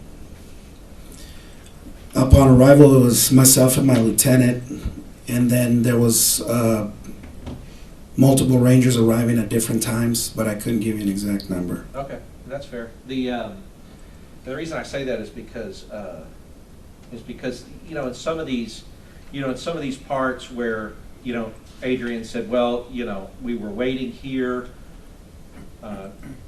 went to get kids out here, and then we were waiting here, or right before the breach, I was waiting over here or standing over here. That would also apply to all the rangers that were out there. They were waiting. They didn't breach and go in, the ones that you're talking about that were outside of the school, including yourself. Correct. Right. So you were also like kind of out there waiting right before the breach happened, wherever you were. You agree with that? When I arrived, I was immediately given an assignment because we couldn't approach the school anymore because of the traffic on Old Carrizo and Geraldine Street. But immediately after arriving, there was students from those classrooms running south across the field on Robb Elementary towards Old Carrizo Road. So we gathered uniformed officers to kind of keep them off the street and get them to an empty parking lot, or an empty lot, that's south of Robb Elementary. So I was assigning troopers to stay with the kids and put up crime scene tape so we wouldn't have non-essential personnel coming into that lot because of the safety of the kids.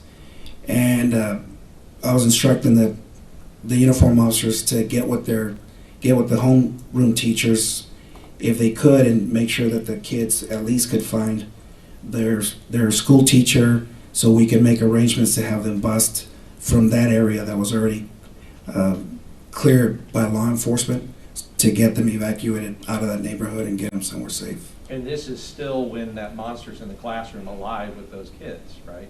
In 111. Yes, sir. Right. Mm-hmm. And here's why I say it. I don't say it to say that you were doing wrong by not rushing yourself and going into the room. It's that you had other assignments that you were assigned by a supervisor, right, when you first got there.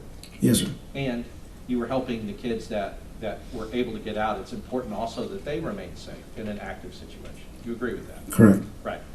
Because, you know, like training can be twisted around to say, well, if you knew the location, your training, alert training says it's your job to run over there and run into the classroom. I mean, training can be twisted that way. You would agree with that?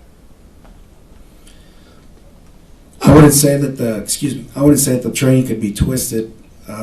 Every chain of events is going to have a particular way of how you treat it in a critical incident. Sure, and I guess what I mean is, though, is that if you just took the training as, you know, we've seen and kind of heard from different parts of training, if you just took the training as it is, the training doesn't say on alert active shooter, because he's still an active shooter at this time that you're there, right? There were no gunshots being fired when I arrived. So we were still gathering information as to, there was information that it was an active shooter, and then there was information that it was a barricaded subject, Right. and possibility of a hostage situation. So there's still phone calls being made and information being processed that we needed to get, so we knew what proper steps that we need to do. And I want to key in on that.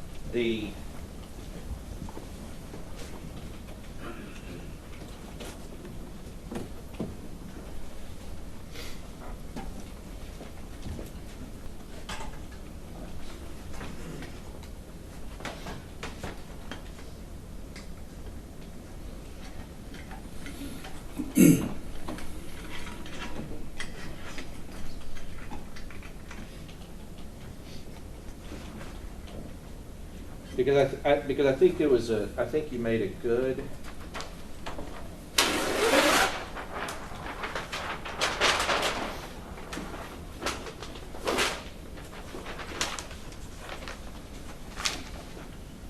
I think you made a good distinction.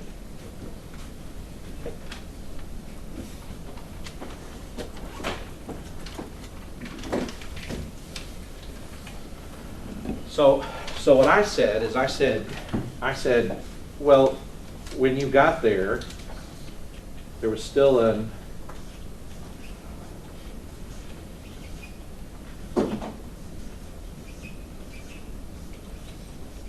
and I wrote here one, and there was still an active shooter. And you said, well, yes, but we were getting information of, can you repeat that? Of a barricaded subject.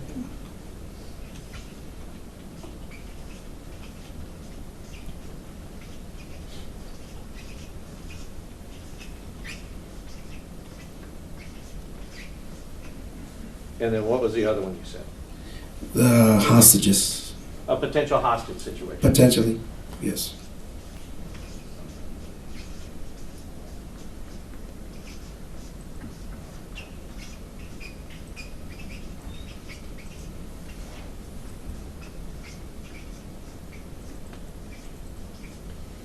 Now, you would agree, because you've had the same, I guess, you as a ranger, you get the same types of trainings that any law enforcement officer in the state of Texas would get through TCO. Yes. Okay. I mean, it's not like rangers are special or different in the sense that, I mean, you know, you might take different trainings, but at least you're getting the same kind of active shooter training, hostage training, barricaded subject training. Correct. All right. And you know that the trainings teach you to respond to these in different ways. Correct. Right. Because if a person is barricaded, you don't necessarily respond to them as if they were an active shooter. Correct. If a person is, if it's a potential hostage situation, you don't necessarily respond to it as if it's an active shooter or a barricaded subject. Correct. Okay. And so the reason I say that is because, and I'm not faulting you. I think that you would agree with me that there was a lot of confusion about what was happening out there, right? Correct. Yeah, because if you're getting conflicting accounts of, okay, this is an active shooter, okay, no, it's a barricaded subject, or here we're hearing it's a possible hostage situation. They have people, I guess you may not know, but it would be consistent on a hostage situation if somebody's kind of trying to talk to the shooter, saying, hey, you know, come out, don't do this. Those kind of things, trying to negotiate, like that would be more similar to a hostage situation, right? Correct. Okay. You wouldn't do that with an active shooter. You don't go, hey, please, will you stop shooting, right? Your training for that tells you to do something different. Correct. Okay. So the idea is that you guys, as the Rangers and all these other officers on scene, it is a chaotic and confusing scene. You would agree with that? In the observation or the investigation, there was a lot of events that were happening. And going back to the active shooter, barricaded subject, and the potential hostage situation, in the alert training, it's very important for the first officer that arrives that he's the one that initially decides, is this an active shooter or a barricaded subject, and then acts according to the alert policies that they've been taught. Sure, I understand that, but I guess if you're assuming that I guess Adrian is the first one that arrived. Based on the investigation that I did and the statement that I took from Adrian, that's what I was led to believe. Sure. And I'll tell you that you're right by about 25 seconds, right? So, but let's talk about the first ones to arrive. If I can use this map.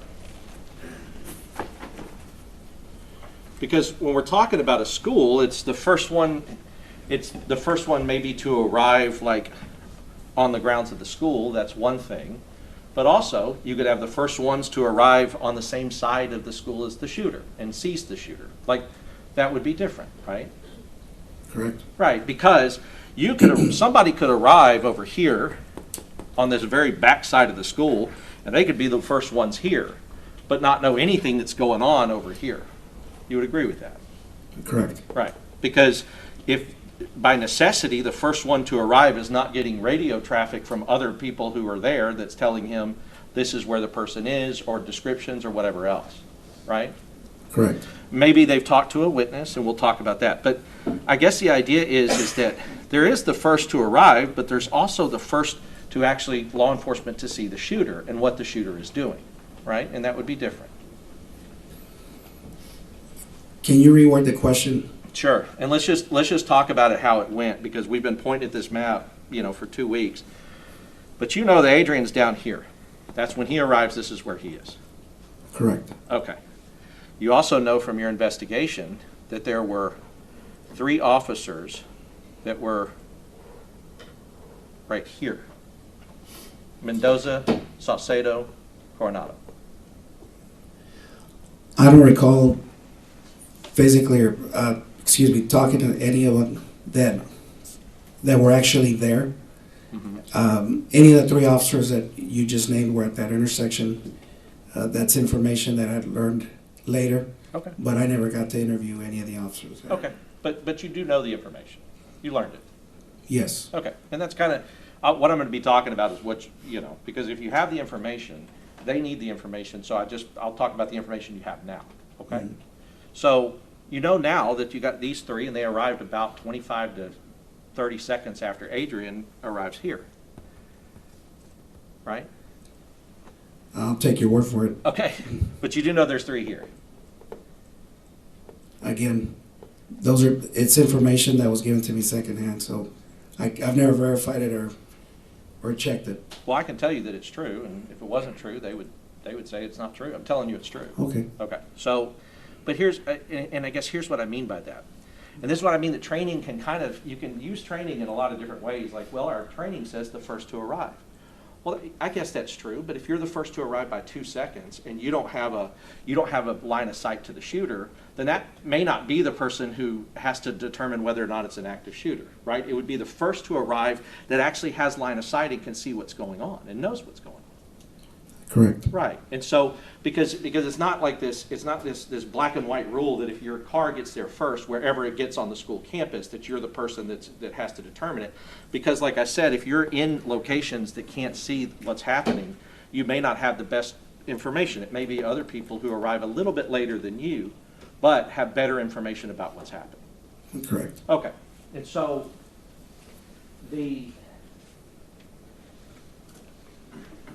because I want to talk a little bit about the nature of interviews. As part of and let's just talk about what like, set the scene of when you did that interview. You did that interview on May 25th, 2022. Correct. Which is, I mean, was it less than 24 hours or a little more than 24 hours after this thing occurred? A little more than 24 hours. Okay. And you know, and you've heard, I'm sure, that interviewing anybody who's gone through something like this, that soon after, it's not the most advisable thing as far as getting the most accurate information. You've heard that. That would depend on the officer that's been involved in that critical incident. Sure. I mean, there's some that may be fine and, that can accurately recall all the details. But you have heard, I'm sure, now that there's like advice that says, look, you need to wait 72, sometimes 4 or 5 days until after that before interviewing somebody. That's usually done when officer's been involved in an officer-involved shooting that's used his weapon or things of that nature. Because of the scope of this the scope of this investigation, how large it was, we needed to get as much information as quickly as possible because we needed to assure that the suspect that was shot and killed at Robb Elementary didn't have co-conspirators. So that was the urgency of trying to interview to gain as much information as we could. Yes, and do not get me wrong. I'm not saying you shouldn't have done that. You should have done that. You needed to do that. That's not the issue. You got to interview people when you got to interview them, especially if there's a potential threat out there. And I remember, and I know even from the time, but I know that you guys were looking for any other Confederates, anybody else that could have helped him or been a part of that or knew about it before he did it, right? That was a big part of what we That's correct. Right. So you have to do it. But I guess what I'm saying is that if you can acknowledge that, yeah, sometimes the circumstances mean we can't do best practices, and that also may mean that we're interviewing somebody who's gone through a traumatic event, right? And so you have time compression and all those other things that you know can happen to police officers or others when involved in a situation like this, right? Correct. Right, because an officer-involved shooting, it's not necessarily tied to the fact that an officer has had to use their gun and fire their gun. It's tied to the fact that they're in a situation where either they fired their gun or they've been fired upon. Correct. Right, or they believe they've been fired upon, right? Yes.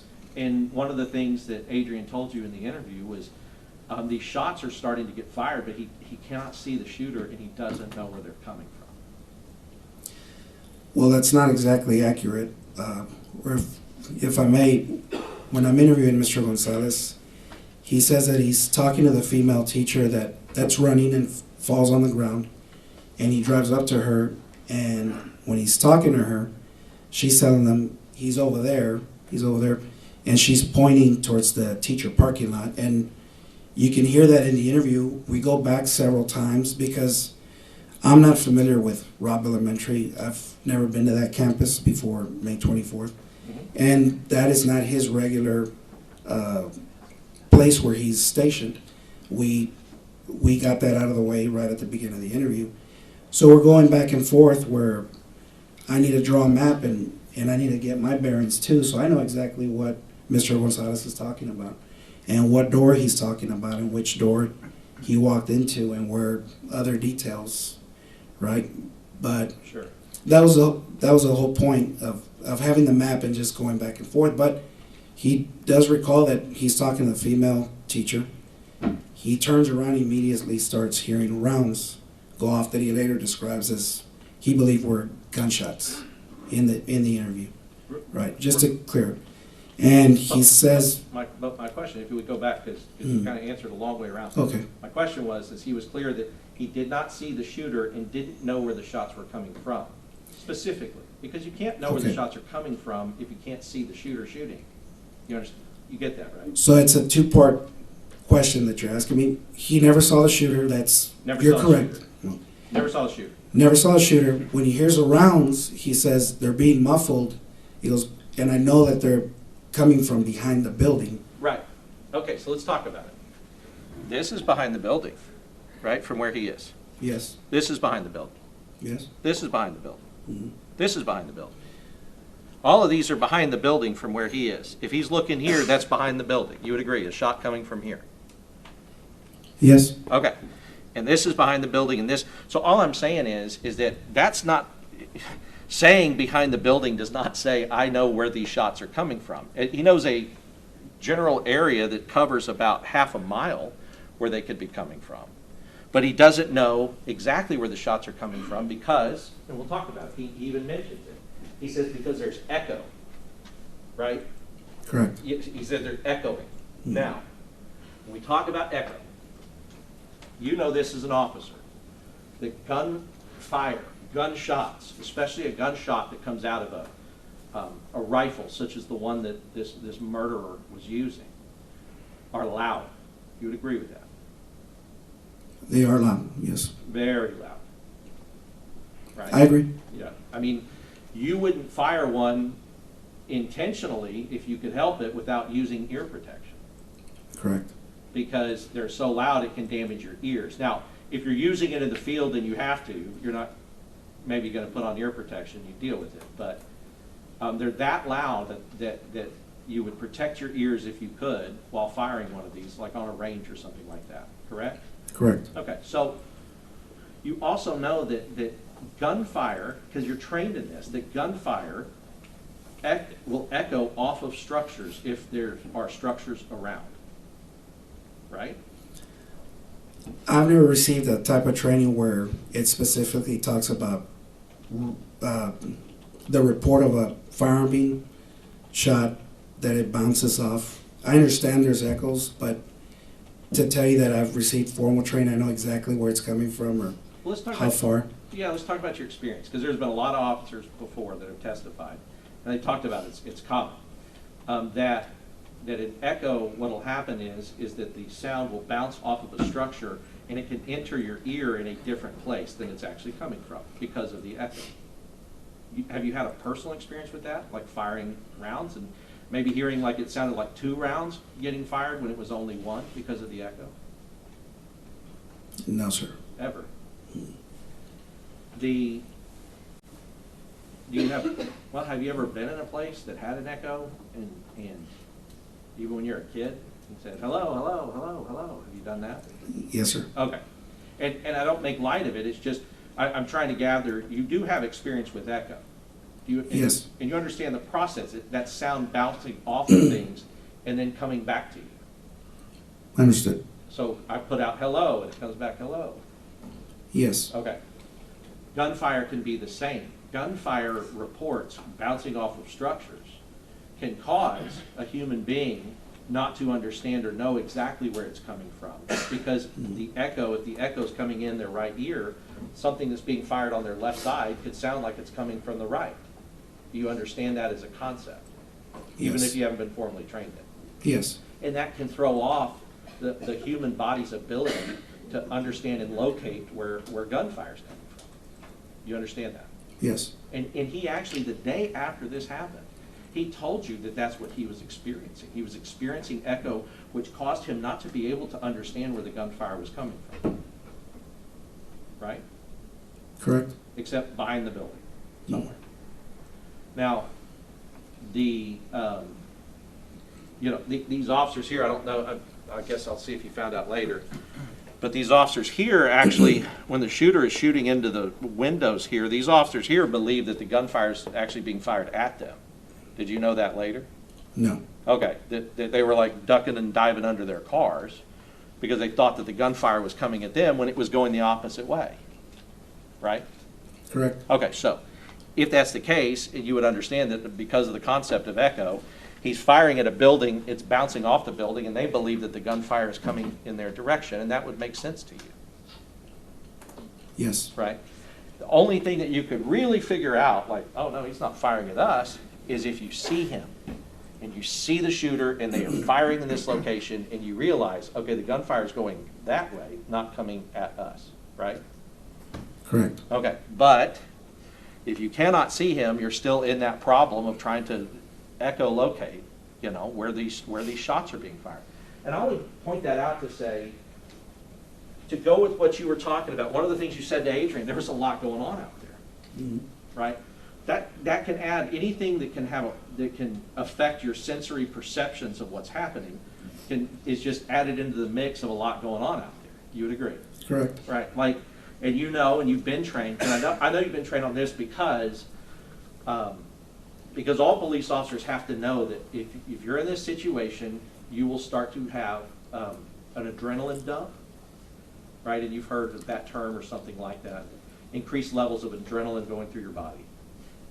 Yes. And then with an adrenaline dump, it can affect the way that you are hearing things and the way that you are seeing things and the way that you perceive time. You have heard that. Yes. Time can go very slow or it can speed up very fast for you at different times. Correct. Even the same person could experience time going very slowly and then going very quickly.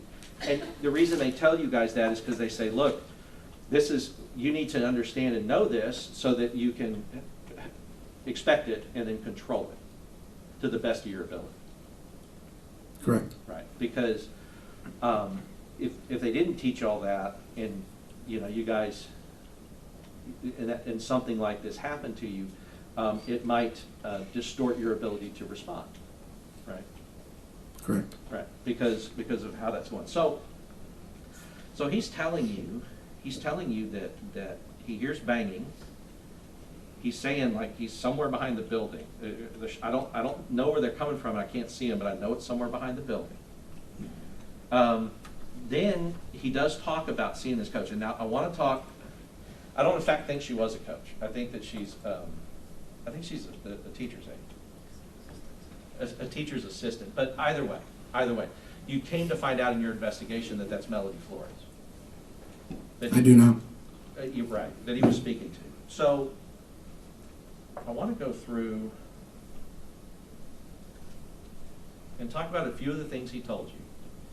So he told you, for one, that he was at the high school, well, he's at what they call Mexican Park, which is with the seniors, because they were having a senior awards day, or something, some senior fun day, or something going on at Mexican Park, right? Yes. Okay, and then he hears it. He hears that there's a crash at the elementary school, outside the school. And then he hears that there's a person that has a gun that's going towards the school. Right? That's what he tells you. He makes two separate statements.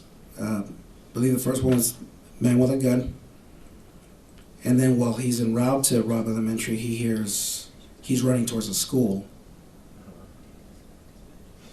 Well, and I guess if you, I don't know, is because part of your investigation, regardless of how everything seems now, your investigation wasn't to investigate him, it was just to get his statement about what happened that day. That's correct. Right, so, just like with the other maybe 50 officers you investigated that aren't charged in this case, you weren't intending to investigate them, you were intending to find out as witnesses what happened that day, right? That's correct. Right. And as far as the dispatch, as part of that, I'm assuming you probably didn't at the time, you didn't go like listen to the dispatch to follow up to see if that's really what was going out over the radio. No, I did not. Okay. And I guess to this day you haven't done that. No, sir, I have not. Okay, but do you know from your knowledge now, because I know that the Rangers spend a lot of time investigating this and eventually have some shared knowledge about what happened, either through the reports, the committee reports, the Uvalde ISD report, all the reports that don't have him guilty of anything at all. But in reviewing all of those things, have you been able to see that this radio traffic actually that's what was being radioed out, that there was first a wreck, oh my gosh, somebody's wrecked. Then there's, oh my gosh, this person has a gun. And then Adrian told you that he heard a lady got shot in the head about 2 blocks away, also while he was en route, right? Correct. And we know that was the shooter's grandmother that he Yes. shot in the face. Yes. Okay. So all of this is going on in his head, and he tells you that he responded. He took action. You would agree with that? Correct, he responded. Right, and took action. That's taking action. Yes. All right. Now let's talk about what else is taking action. I'll put this up here for you, please. Let's go to this one first. I'll just need you to go back on the thing. Okay, so I'm gonna come up here with you. So what Adrian is explaining to you in this interview is that he's receiving this information, and he did not say, I'm gonna stay here and not do anything about it. He got in his car and he responded as you would expect him to do, right? Correct. Okay. And then what he tells you, because the phrase and the language that he says is, he said, well, I made a mistake, but I want to talk about whether or not he really made a mistake in this situation with what he knew. So he says he's coming down this street and he tells you that this gate has been left open, right? This is the teacher gate. That's correct. And this would be a teacher gate that goes into the teacher parking lot on the west side, which is what he explained, that the teachers in this building would park here, access that parking lot through this gate, and it's supposed to be closed, but when he pulled up, he noticed two things. There's a truck in the culvert, and this gate is open. That's correct. Right. And then he noticed a third thing. Somebody is running towards the school up here. And he saw that. He told you he saw somebody running towards the school. Said he saw a person running. Whether or not it was towards the school or away from the school, that was never said in the interview. But I agree that he saw a person running. Saw a person running. Now, you're a police officer. It's been dispatched. Now remember, on the dispatch, it doesn't say that they have a long rifle. I'm sorry if I blocked. It doesn't say the person has a long rifle. It says the person has a gun. Now, a gun to you can mean a long rifle, right? Correct. Could also mean, yeah, thank you. Correct. I'm sorry. No, it's fine. I think we can move it a little bit because I know it's been hard for every witness to have to do that. Maybe that'll help. So, a long rifle is a gun, but a handgun's also a gun. Correct. Now, if, and we can just talk about the difference, if it had been described that the person's running with a long rifle, maybe if you see a person running that doesn't have a long rifle, maybe you can exclude that person as a person who is the threat or is the danger, right? You would agree with that? Yes. Because it's hard to hide a long rifle, where from view. If you can see both their hands and they don't have a rifle sticking out somewhere, you can go, okay, that may not be the person. Let me look and try to find somebody else that looks like they have a rifle, right? That's correct. Right. But if you only know that they're running towards the school with a gun, a person running can have that gun right here in their pants. They can have it in their hand. They can have it in a pocket. You wouldn't know. You wouldn't be able to know if that person had a gun or not, right? Correct. Okay. So he comes and he sees this. He says, this is not my concern, because my concern is that I have been told that somebody with a gun is running towards the school and I can see a person running, right? Correct. Now his language, one of the things he says is, he's talking about her as if it's a she, but he tells you that at the time, I'm saying it now because I know now that it was a she, but at the time I did not know it was a she. She had short hair. I didn't recognize the person.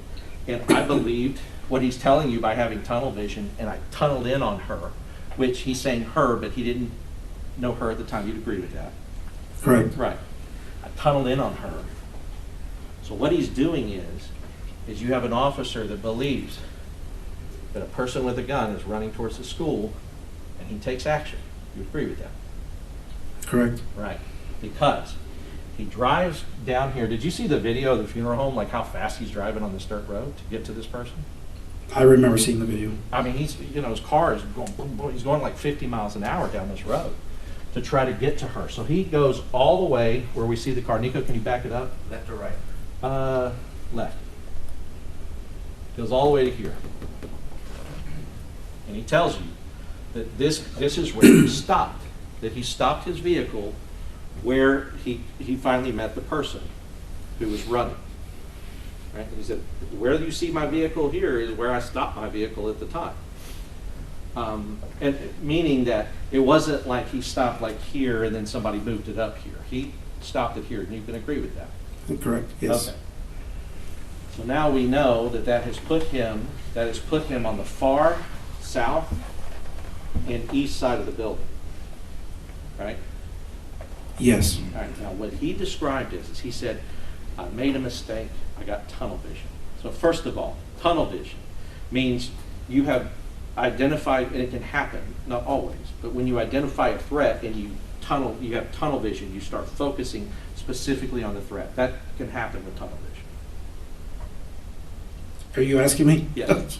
Yes. Yeah, all these questions, it's weird, it's cross-examination, so the rules say I could just ask you and kind of put a little question mark on the end of it. But if you don't agree with me, please say no. But what I'm asking is that with tunnel vision, and you're zeroing in on a threat, what that means is that you're excluding things like in the periphery, right? Correct. So if I perceived you as a threat, all of a sudden, like right now, I can see the jury out of the corner of my eye and out of the side of my eye. I can see them. I can't see them well, and I can't see their faces. But I can at least see that there's people over here. If you pulled out a gun, I wouldn't see those people anymore. I wouldn't see this anymore. I'd be zeroed in tunnel vision on them. That's a possibility. Right. Yes. And that's a common possibility, common enough that law enforcement is trained on. Right? Yes. I have enough. Thank you. So, yeah, and so let's talk about it. He said I made a mistake, but really he was mistaken about who the person was and what their intents were, or what their intent was as they were running. You would agree with that? Can you reword the question? Yeah, he said, because he told you, well, I made a mistake and I got tunnel vision. Well, it's not a mistake to have tunnel vision, because that happens to us without us wanting to have it happen to us, right? Correct. Right, it's like it's an involuntary thing that happens when you're responding to a threat. And so that's not him making a mistake, it's just what happened, right? Right. That's what Mr. Gonzales said happened. Right, Yes. right. But as a law enforcement officer, I'm going to ask you, you know that if you think you see a guy running towards a school that has a gun, you're going to get zeroed in on that person too, if that's what's been dispatched to you. Zeroing in on a person and getting tunnel vision are two different things. I'm not disagreeing with you. I'm just, maybe I don't agree with the way you explain it. Yeah, maybe. But That's okay. But I guess what I'm saying is that any reasonable law enforcement officer who's been dispatched and the person says they are running towards the school with a gun, if they see it, and I'll tell you, this is where she was running, she fell down.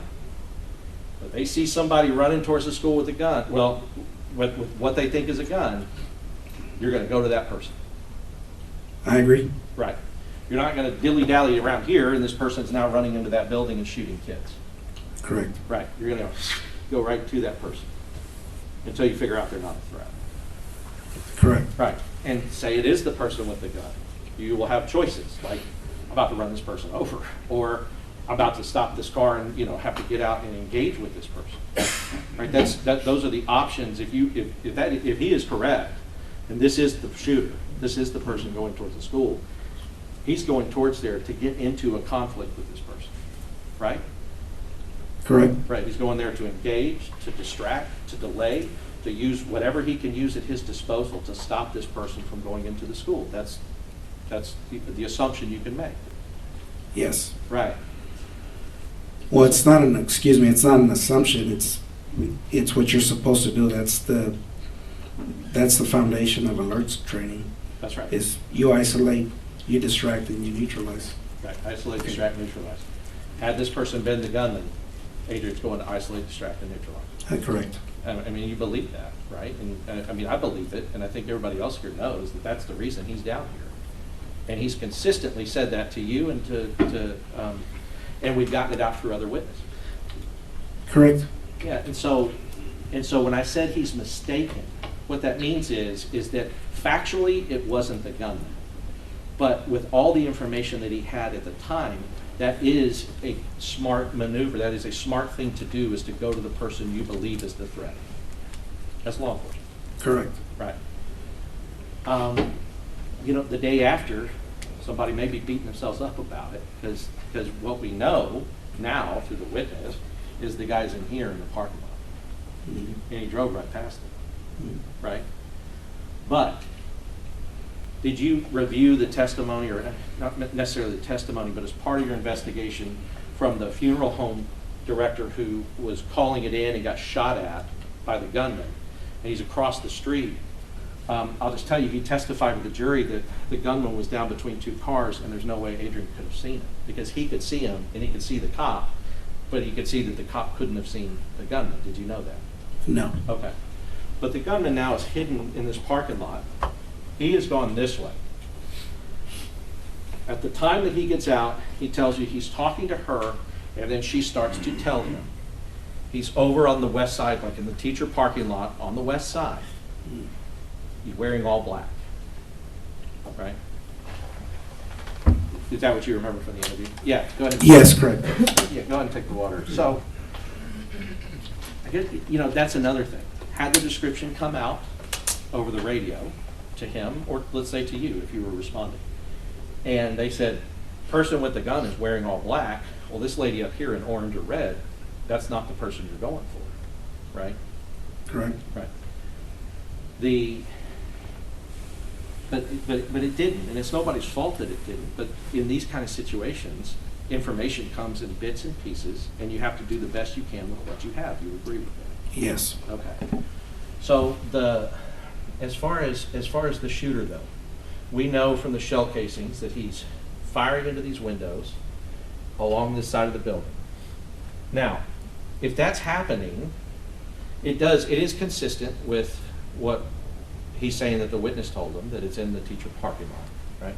It's also consistent with him thinking that the gunshots are coming from behind the building, like somewhere, but he doesn't know where because he can't see. Now, he's here, this guy's here. Did you review the radio traffic that when he calls out that the guy's on the west side of the building, wearing all black, the second before he calls that out, the guy's already entered the building? Did you see that happened? I never reviewed the radio traffic. And fair's fair. But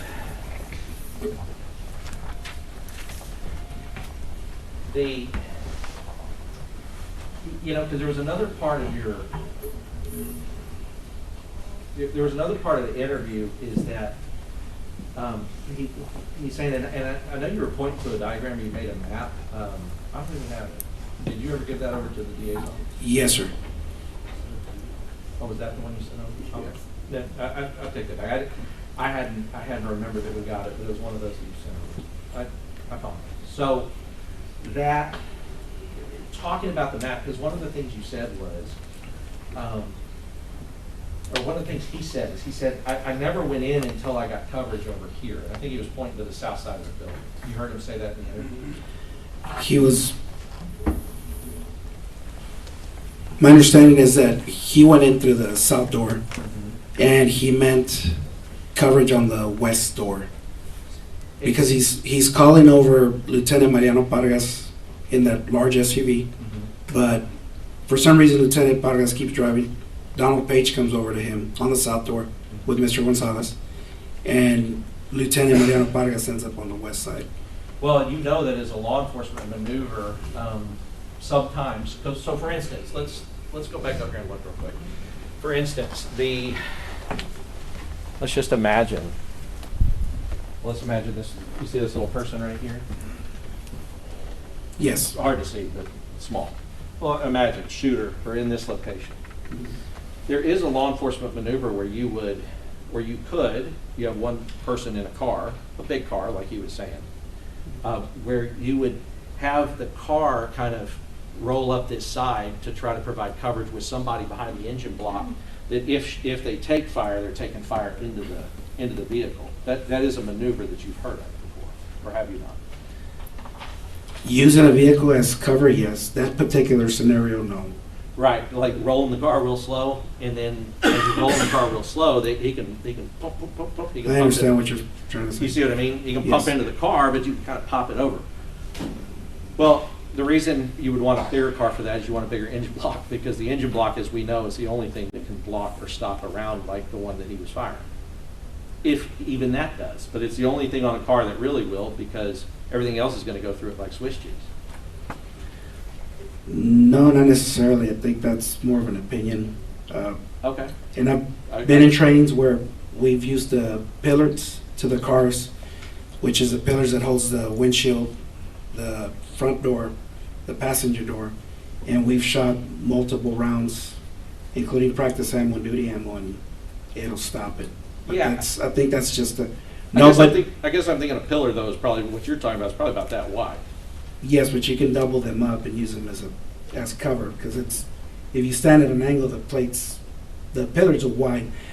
My point is that the engine block is not the only thing Okay. that'll stop a bullet, But let's talk about especially this. though. 223. Yeah, let's talk about this though. Doors, probably not good. If you can shoot through a door with a firearm like I don't agree with that. that. Okay. Window, you got to agree with the window. That you shoot through a window with a firearm like that. You A don't regular agree? vehicle, non-ballistic window, I agree with you. Right. So I don't know, like ballistic window, you're talking about like what we would A call. bulletproof glass. Well, yeah, bulletproof glass. for Okay, sure. Sure. just to be clear. Yeah, not bulletproof glass. Okay. I don't think that most police cars though have bulletproof glass in them. Do you? I mean, is that your experience? I don't know. I don't either. Like, what about yours that you drive with the Rangers? Is that bulletproof? No, sir, not at Right. all. I didn't figure. So really, what I'm talking about is like, I mean, let's just talk about a regular car, right? Like, bullets go through glass. Yes. Yes. They do teach you, like, hey, if you're kind of standing next to you're just like standing next to your door, rounds can go through a door. I mean, you don't even have to have a rifle for that. I've seen 9mm rounds go through a door in a car. You agree with that? That they can? I'll take your word for it. It's possible. Okay. I mean, yeah, because as a prosecutor, a long time ago, prosecuted murder cases where, I mean, I see them. The guy got shot in the car through the door, right? And have you never seen a case like that? Yes. Okay, so you know too that bullets can go through doors. But the engine block, the reason why is because the engine block is big, it's steel, it's got a lot of I guess mass to it. And the more mass and the more steel and the more things you have like that, the more likely to block a round. With that. I agree with you. Okay.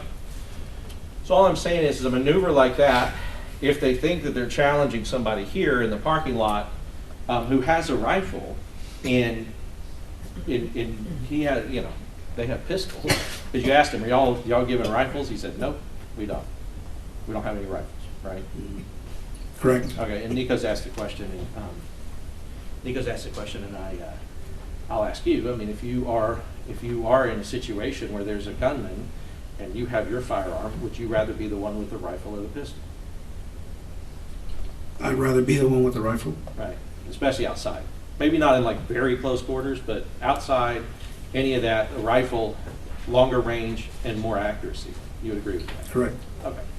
So, however, if the belief is that the person is here, that's one thing that can happen with a bigger vehicle. But I wanted to point out, as part of that is that I didn't go in until I got cover. That doesn't necessarily mean I was waiting for cover until I went in. Do you see what I mean by that? Can you explain that again? Yeah, Excuse me. so in one scenario, I didn't get in until I got cover means I wasn't going to go in. I didn't go in until I got cover means I wasn't going in until I had cover officers there. One scenario.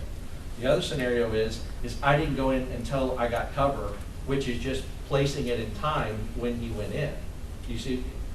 Is there a difference or a distinction? I don't think I could tell you what his intent was when he said he didn't go in, because then I'd be assuming this is what he meant. Yes.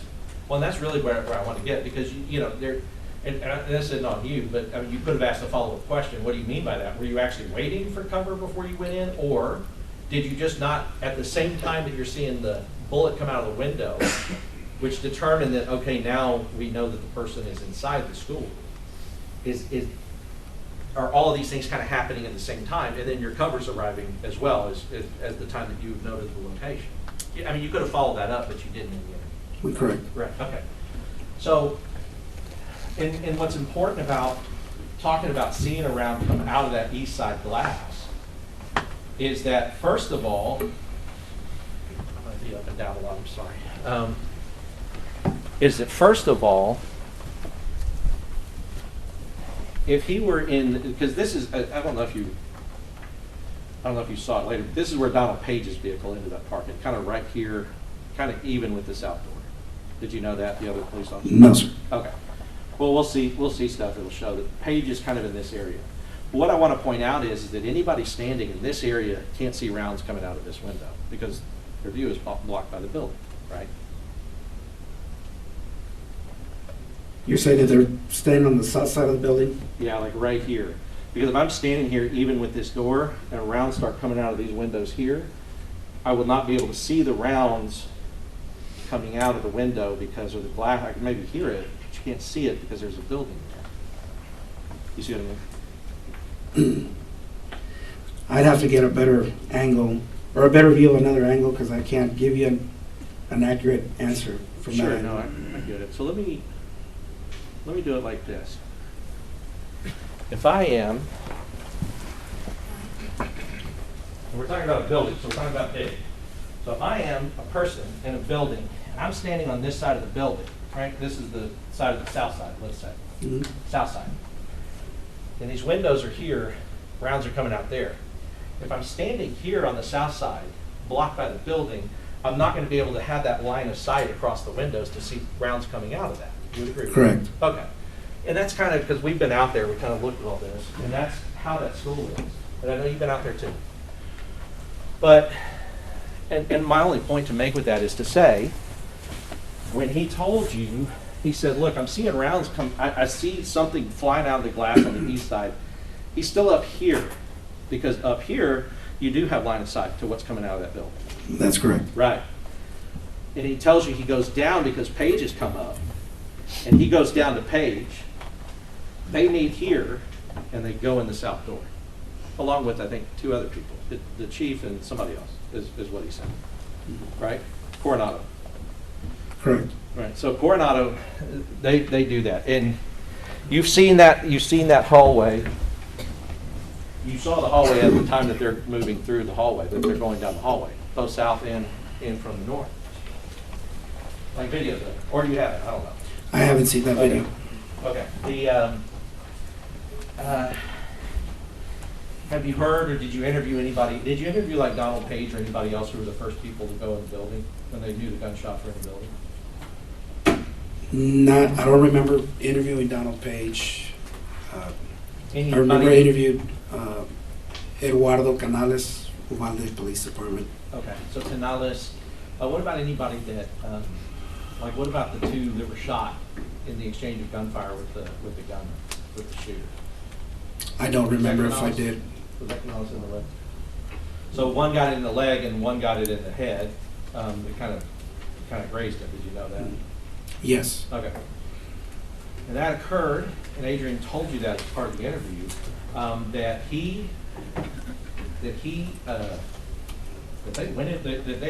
figured out that shots were coming inside the school, and they went into the school. He told you that. Can you repeat the question? He told you that he, along with the other officers, he said he figured it out because he figured out this guy is not on the west side of the building in the teacher parking lot. He's inside this school because there's a bullet coming out of the school. Correct. Right.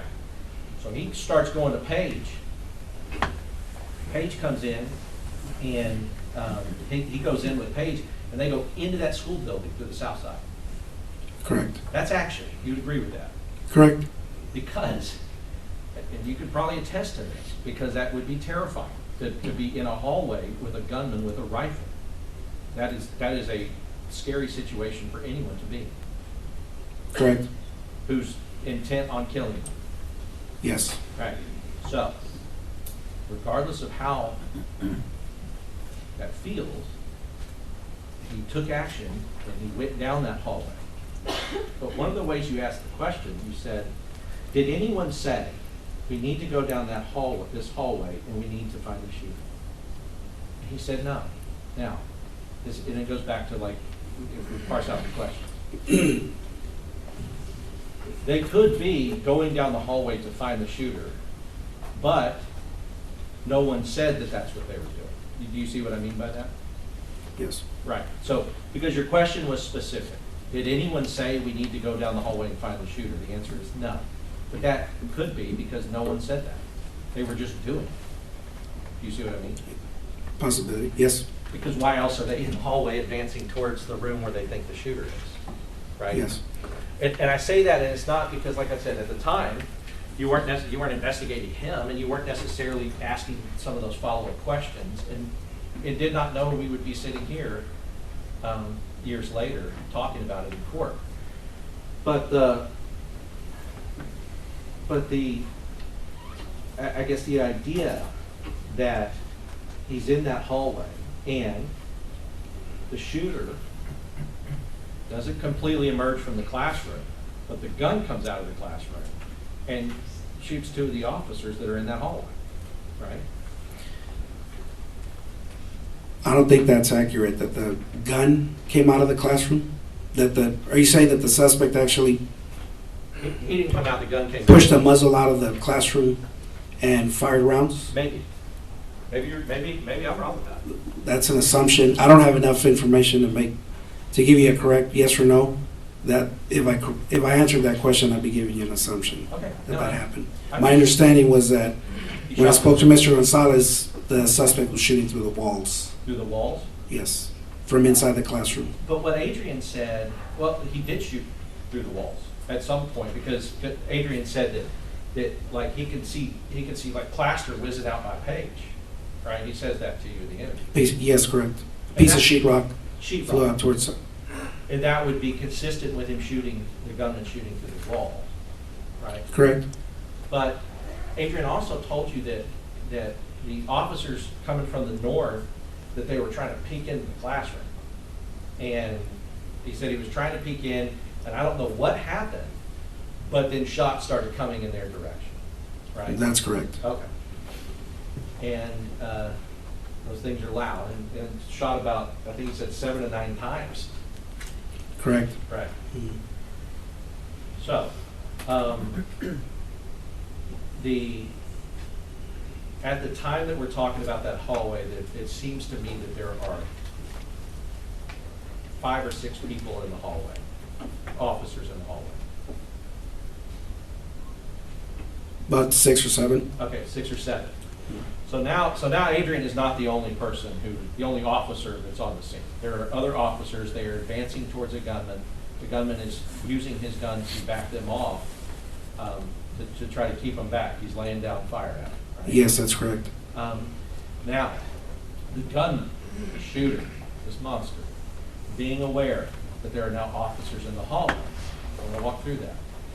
The gunman being aware that there are officers in the hallway, he knows now he can't come out of those rooms without meeting the officers in the hallway, right? You have to assume.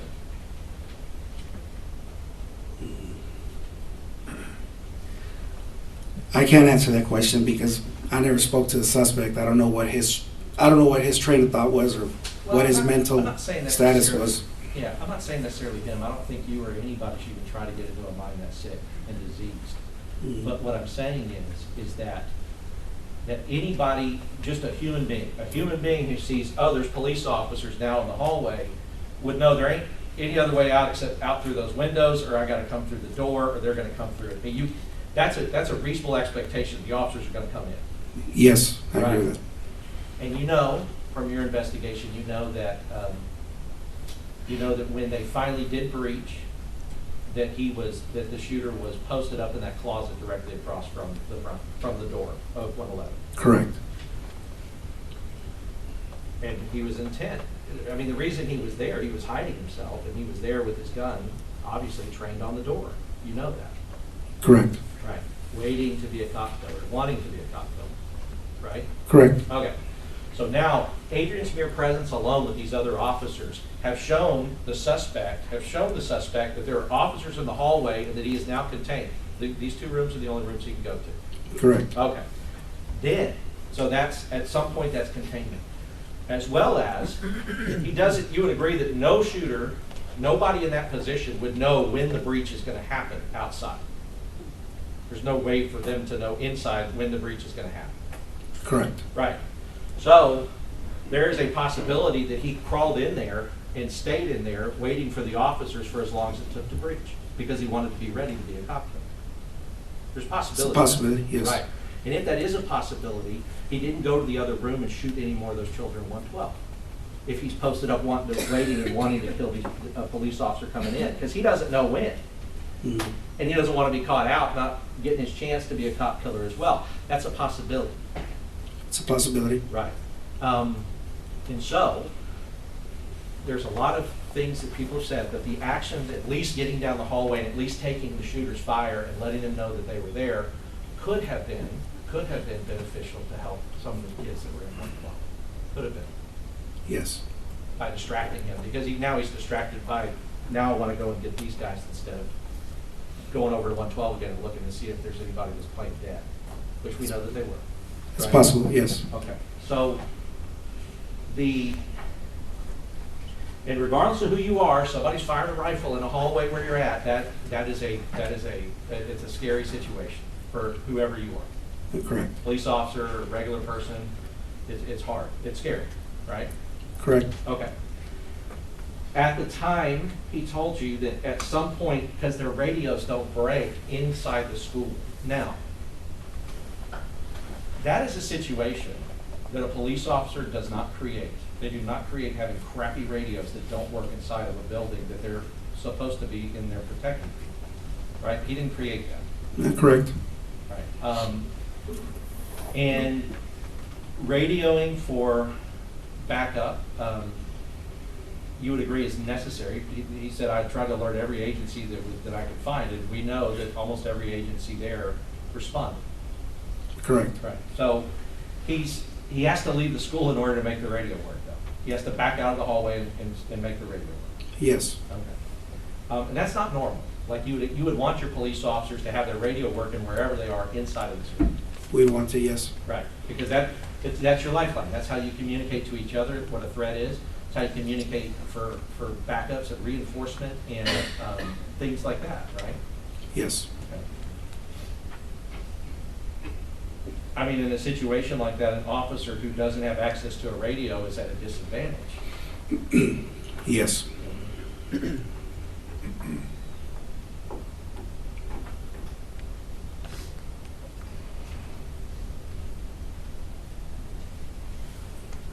Ranger Ryan Kendall, he was there, but did he go in with the breach team? No, he did not. Okay.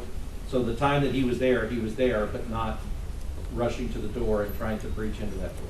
I can't tell you. I can't testify to what he did. Okay, but you know he wasn't on the breach team. He was not on the breach team. Got it. And we heard from one of the other officers that was, which, I mean, no doubt, it's incredibly brave and good thing to do for them to have done, because as we've heard, Wayne Jackson was on the end of the stick from Border Patrol and he got shot in the head by the shooter. Correct. And you knew that. And you also, I'm sorry, because it. Just bad water. Yeah, okay. And the shield person in front, like they went in behind the shield, and the shield person took rounds on the shield from the shooter as they were coming in the door. Correct. All right. Without the shield, that would have just been rounds inside a human being. Correct. Right. And depending on where they, shoot in the head, dead, but if they have a rifle-rated vest, they can perhaps survive it. Right? Correct. If they don't have a rifle-rated vest, those rounds will go through a pistol-rated vest. I would assume so. Yeah. So, a dead police officer cannot help anybody else. You agree with that? Yes. Okay. So,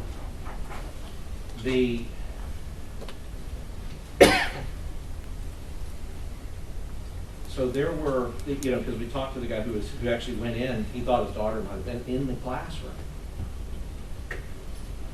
Arrived at the school, figured out what was happening, and he said he arrived at 11:56 and the breach team went in at 12:50. So even a person who went in and thought this is the last moment I'm spending on planet Earth because this guy's about to shoot me, even that person, there was almost an hour before he went in, and that's what he testified to. And is that consistent with what was going on with the other officers that you interviewed on the scene or that your other Rangers interviewed? I can't speak on the behalf of the other Rangers, what their interviews. Can you reword the question? Yeah, so his experience of even perhaps having his daughter inside of that classroom, not knowing if she were in that classroom or not, and being, I'll tell you what, no doubt being a brave brave police officer, because he did put his life on the line to go in that road.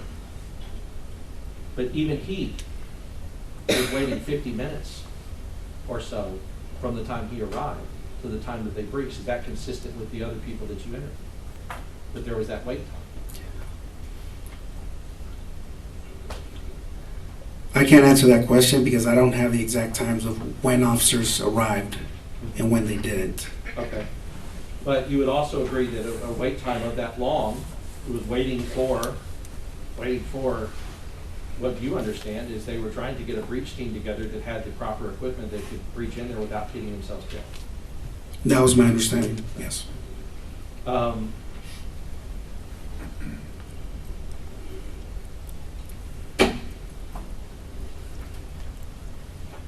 Now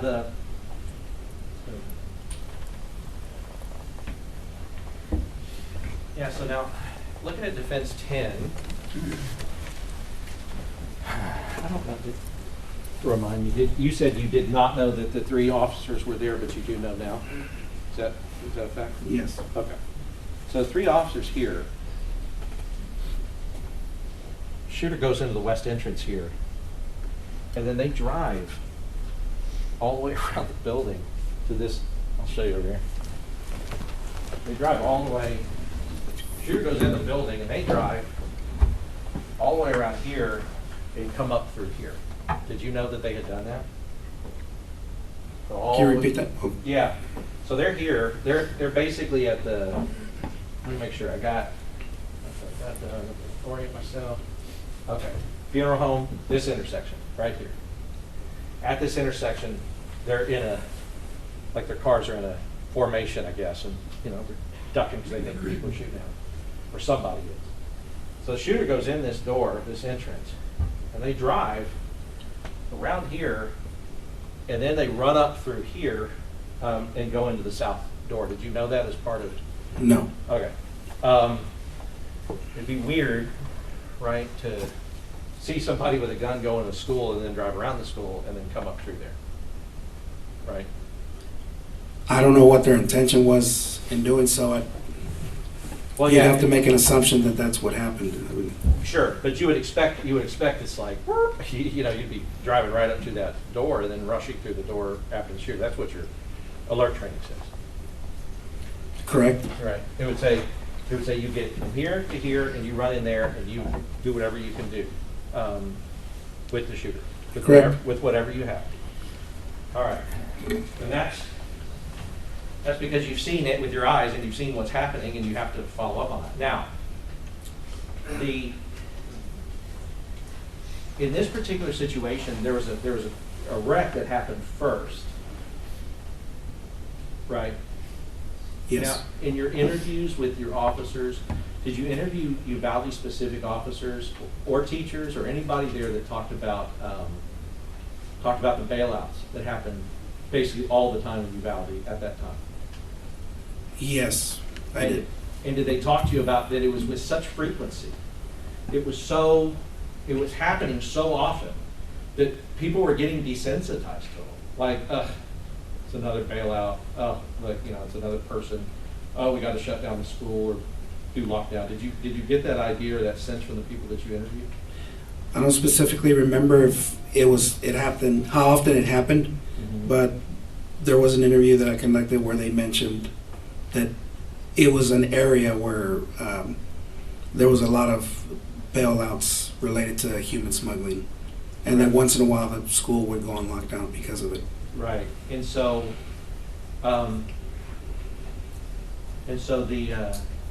just talking about that, if there's a separate, and nobody's saying it's right in hindsight. Obviously, in hindsight, there's all kinds of stuff that everybody, probably including you, would have done differently. But if there's that experience of these bailouts, and then there's a wreck, and then somebody's jumped out, right? Then, if you have that many, it can seem, or people can believe, law enforcement can believe that I'm dealing with one of those again, right? Well, that goes back to educators and law enforcement with complacency. Yeah. And it's a responsibility of every officer not to be complacent, treat every individual incident like it might be an example, an active shooter or a person just trespassing on a school premises. So No. they shouldn't be taken lightly. That I agree with that, and, you know, like and it's true, but, you know, complacency, like, if somebody's experienced something over and over again, I'm not saying, you know, Adrian's one of the ones that is responding to that thing like there's a school shooter. He's the one that's running to where he thinks the danger is. He's driving directly towards what he thinks is a threat. You agree with that? I Based agree. on what you've heard. And then going into the hallway of a person that has a rifle, when he tells you, I see that this guy, there's a shot coming out of that window, and I go up the hallway with these other guys. We go into the school, into the hallway where the guy with the rifle we think is located around. correct. Right. Both times trying to go towards the thing that could kill him. And he's doing that in those two situations that we've talked about. Right? Correct. Okay. So I guess what I mean is with complacency, I'm not talking about Adrian, but I'm talking about if you have all these bailouts and things are going on all the time, if your first thought is not that they're going into this school to hurt children, but going through this school to get away from us, it's not a great thought. That's our face. I agree with you. But that can explain why they think that they're meeting him on the other side of the building, and then they come back through like, oh, he didn't come out. You see what I mean? It's not a correct thing to think. It's not a correct thing to think, perhaps, and especially in hindsight. But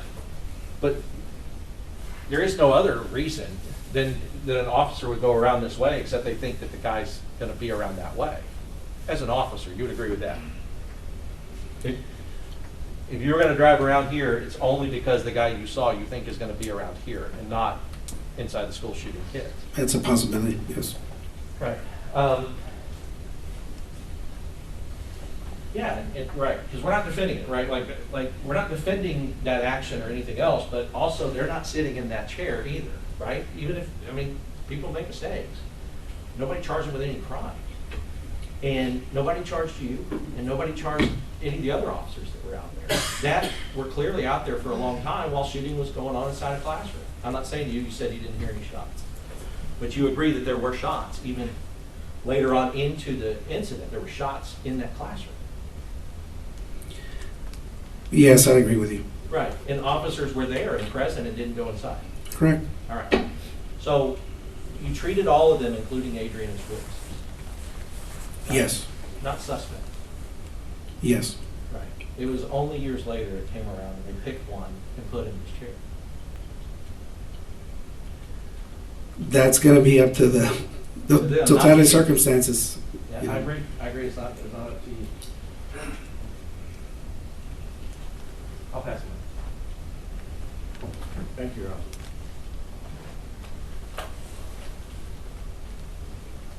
Just want to start tying down a few details, okay?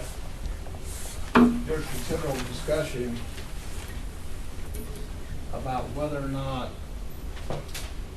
when Melody Flores was talking about Adrian Gonzales, whether or not that was discussion about the shots were coming over there on the other side of the building or in the private teacher's parking lot. Correct.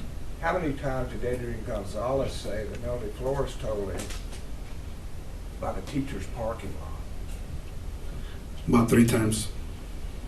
So it's not just on the other side of the building, it's a very specific place by the teacher's parking lot. Correct.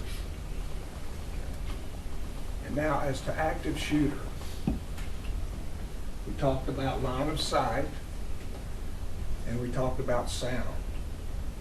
In an active shooter situation, what does the sound of gunfire tell you? Where the general area where it's coming from. Okay. And if it's at Rob's school during a school day and you hear gunfire coming from the teacher's parking lot, is that an active shooter situation? Yes. Whether you see it or hear it, it's an active shooter situation. Yes. And if you hear it 30 seconds before somebody else, you're in a better position to know it's an active shooter situation. Yes.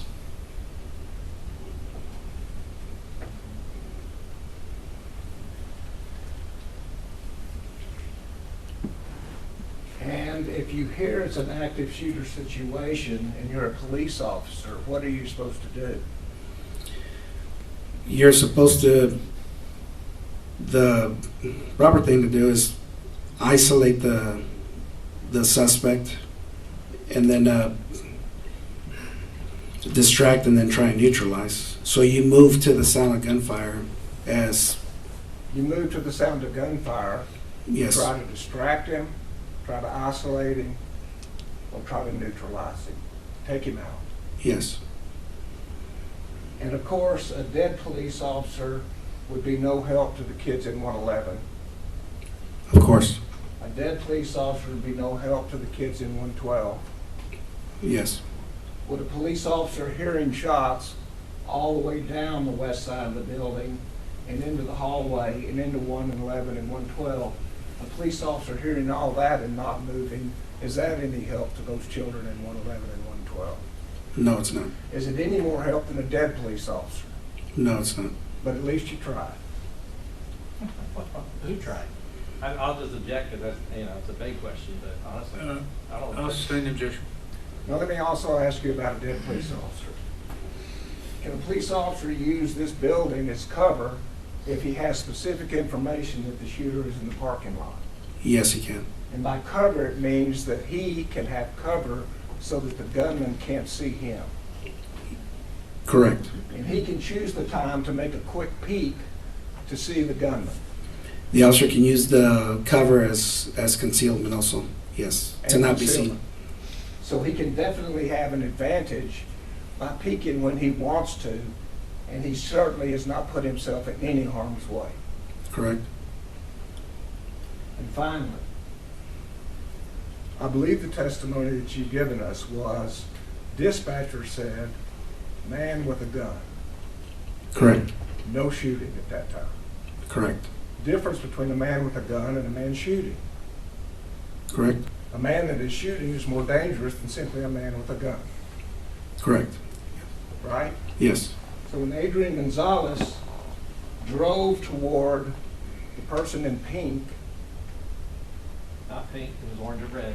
orange or peach, I think. Orange or peach. Yes. Peach. Yes. Drove to the person with orange and peach. He had no information there'd been any shooting then, right? That's correct. And so he acted when all he knew was there was a man with a gun. Correct. Now, when the teacher tells him he's over there, he's in the parking lot, he's in black, isn't that when Adrian Gonzales said that's when the shooting started? Correct. And did he act then? Yes. He said that he started walking to the back of his vehicle, and that's when he heard the shots fired. Walking in the back of his vehicle, Correct. taking cover. He never said he was taking cover. He just said that he walked from the front to the back of his Did he patrol tell you vehicle. I didn't go in until I had cover?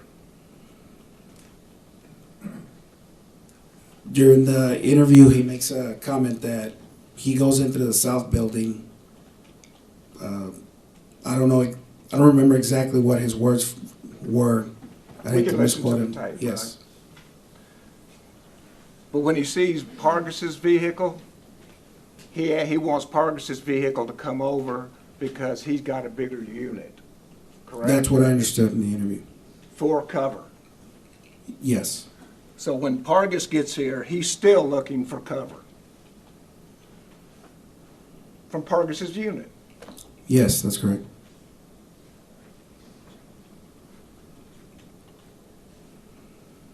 And so when his supervisor, his boss arrives, and 3 other people arrive, and they're told to go in, at that time he goes in, correct? Correct.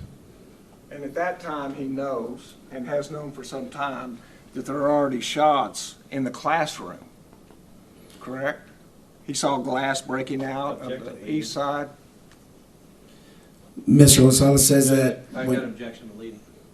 Your Honor, he's qualified him as an expert. Well, you can't lead an expert in saying correct after every sentence. Okay, I'll sustain the objection. Rephrase it, please. Hey, y'all cut that other one loose. We're not doing it tonight. Okay? This is the last Yeah, area. either way. I can't keep staff here that long. So- Very good. I apologize. And so Did Adrian Gonzales tell you anything about seeing glass come out the window? Yes, he did. And would that indicate that there's a shooter in the room where that glass is coming out? That's what he believed.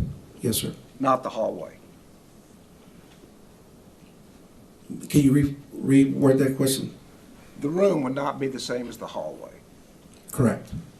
And he was not the first one in, correct? No, he wasn't. Donald Page was the first one in, correct? What, can we back up to that other question? I'm sorry. When you said that the rounds went through the window, Mr. Gonzalez says that he knew the shooter wasn't outside the building. He knew that he was inside the building now. Not necessarily that he was in the hallway or in one of the classrooms, but that's how he was able to tell from outside to inside the building. But he didn't go in until there were 3 people for cover. Correct. And he was not the first one in. Correct. And do you know how long it was between the time he heard the first shots and when he finally went in? I do not. Do you know how many children died in that period of time? I do not know. In an active shooter situation, most of the killing happens in the first 2 minutes, doesn't it? I'm not aware of the information that it does or it doesn't. Okay. You took alert classes, right? Yes. And they studied the histories of how quickly those killings happen. Correct. And present and time is of the essence. Correct. Every second could cost a life. Yes. As the witness. Just real quick, if you're not the first one in, but he said Donald Page hit one side of the hallway and he went down the other side. Correct. Right. So they're both going down the hallway, but he's on this side of the hallway and Donald Page is on the other side.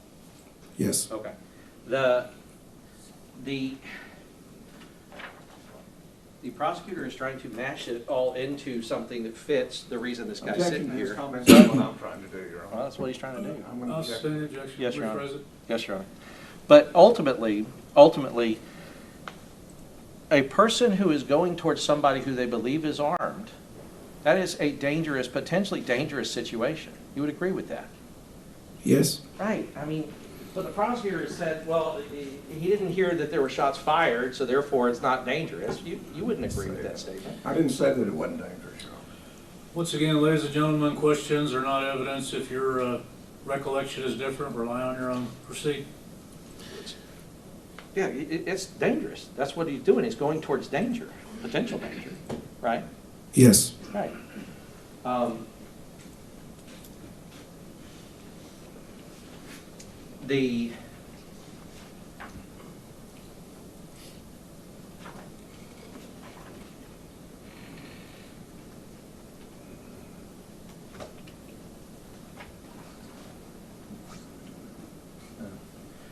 The doors, the outer doors, inner doors, outer doors, inner doors.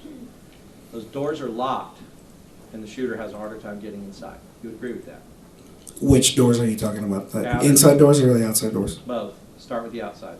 The outside doors? If they're locked, he can't get into the school, or he has a harder time doing it. You would agree?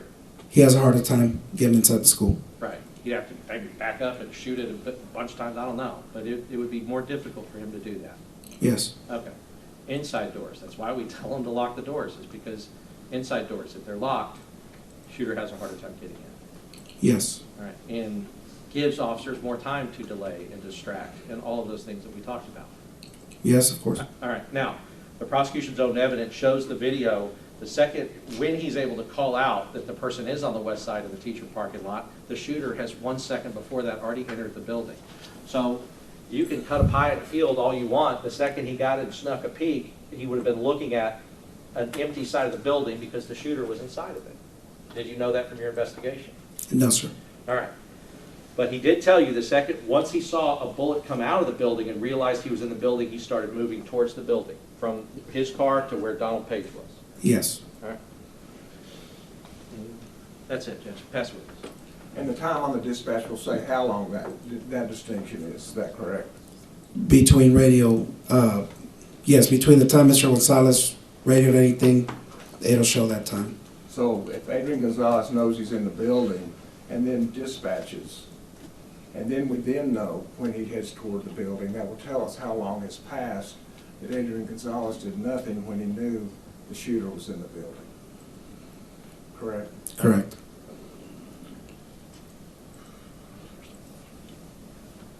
And if a police officer does his job in an active shooting situation, he can prevent somebody to getting to the first door. Is that correct?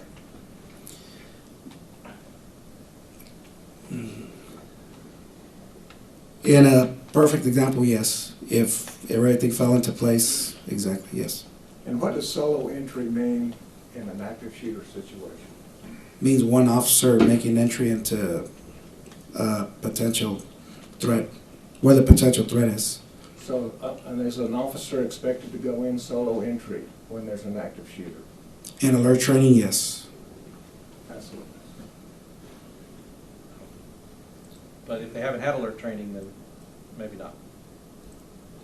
If the officer hasn't gone through alert training, I wouldn't expect him to follow any of the procedures because he doesn't know. That's what. If he taught a class on it 2 months earlier where he said solo entry should be prepared for, then you might expect him to go in solo? Yes, sir. That's the witness. I have nothing for you. I've forgotten, are we on cross? Yes, Your Honor. Direct? I'll stop it here. I got nothing. We're all further. done? Yes, sir. Is he excused, not subject to recall? Yes, Your Honor. Okay, we're We gonna look want at him on recall, Judge.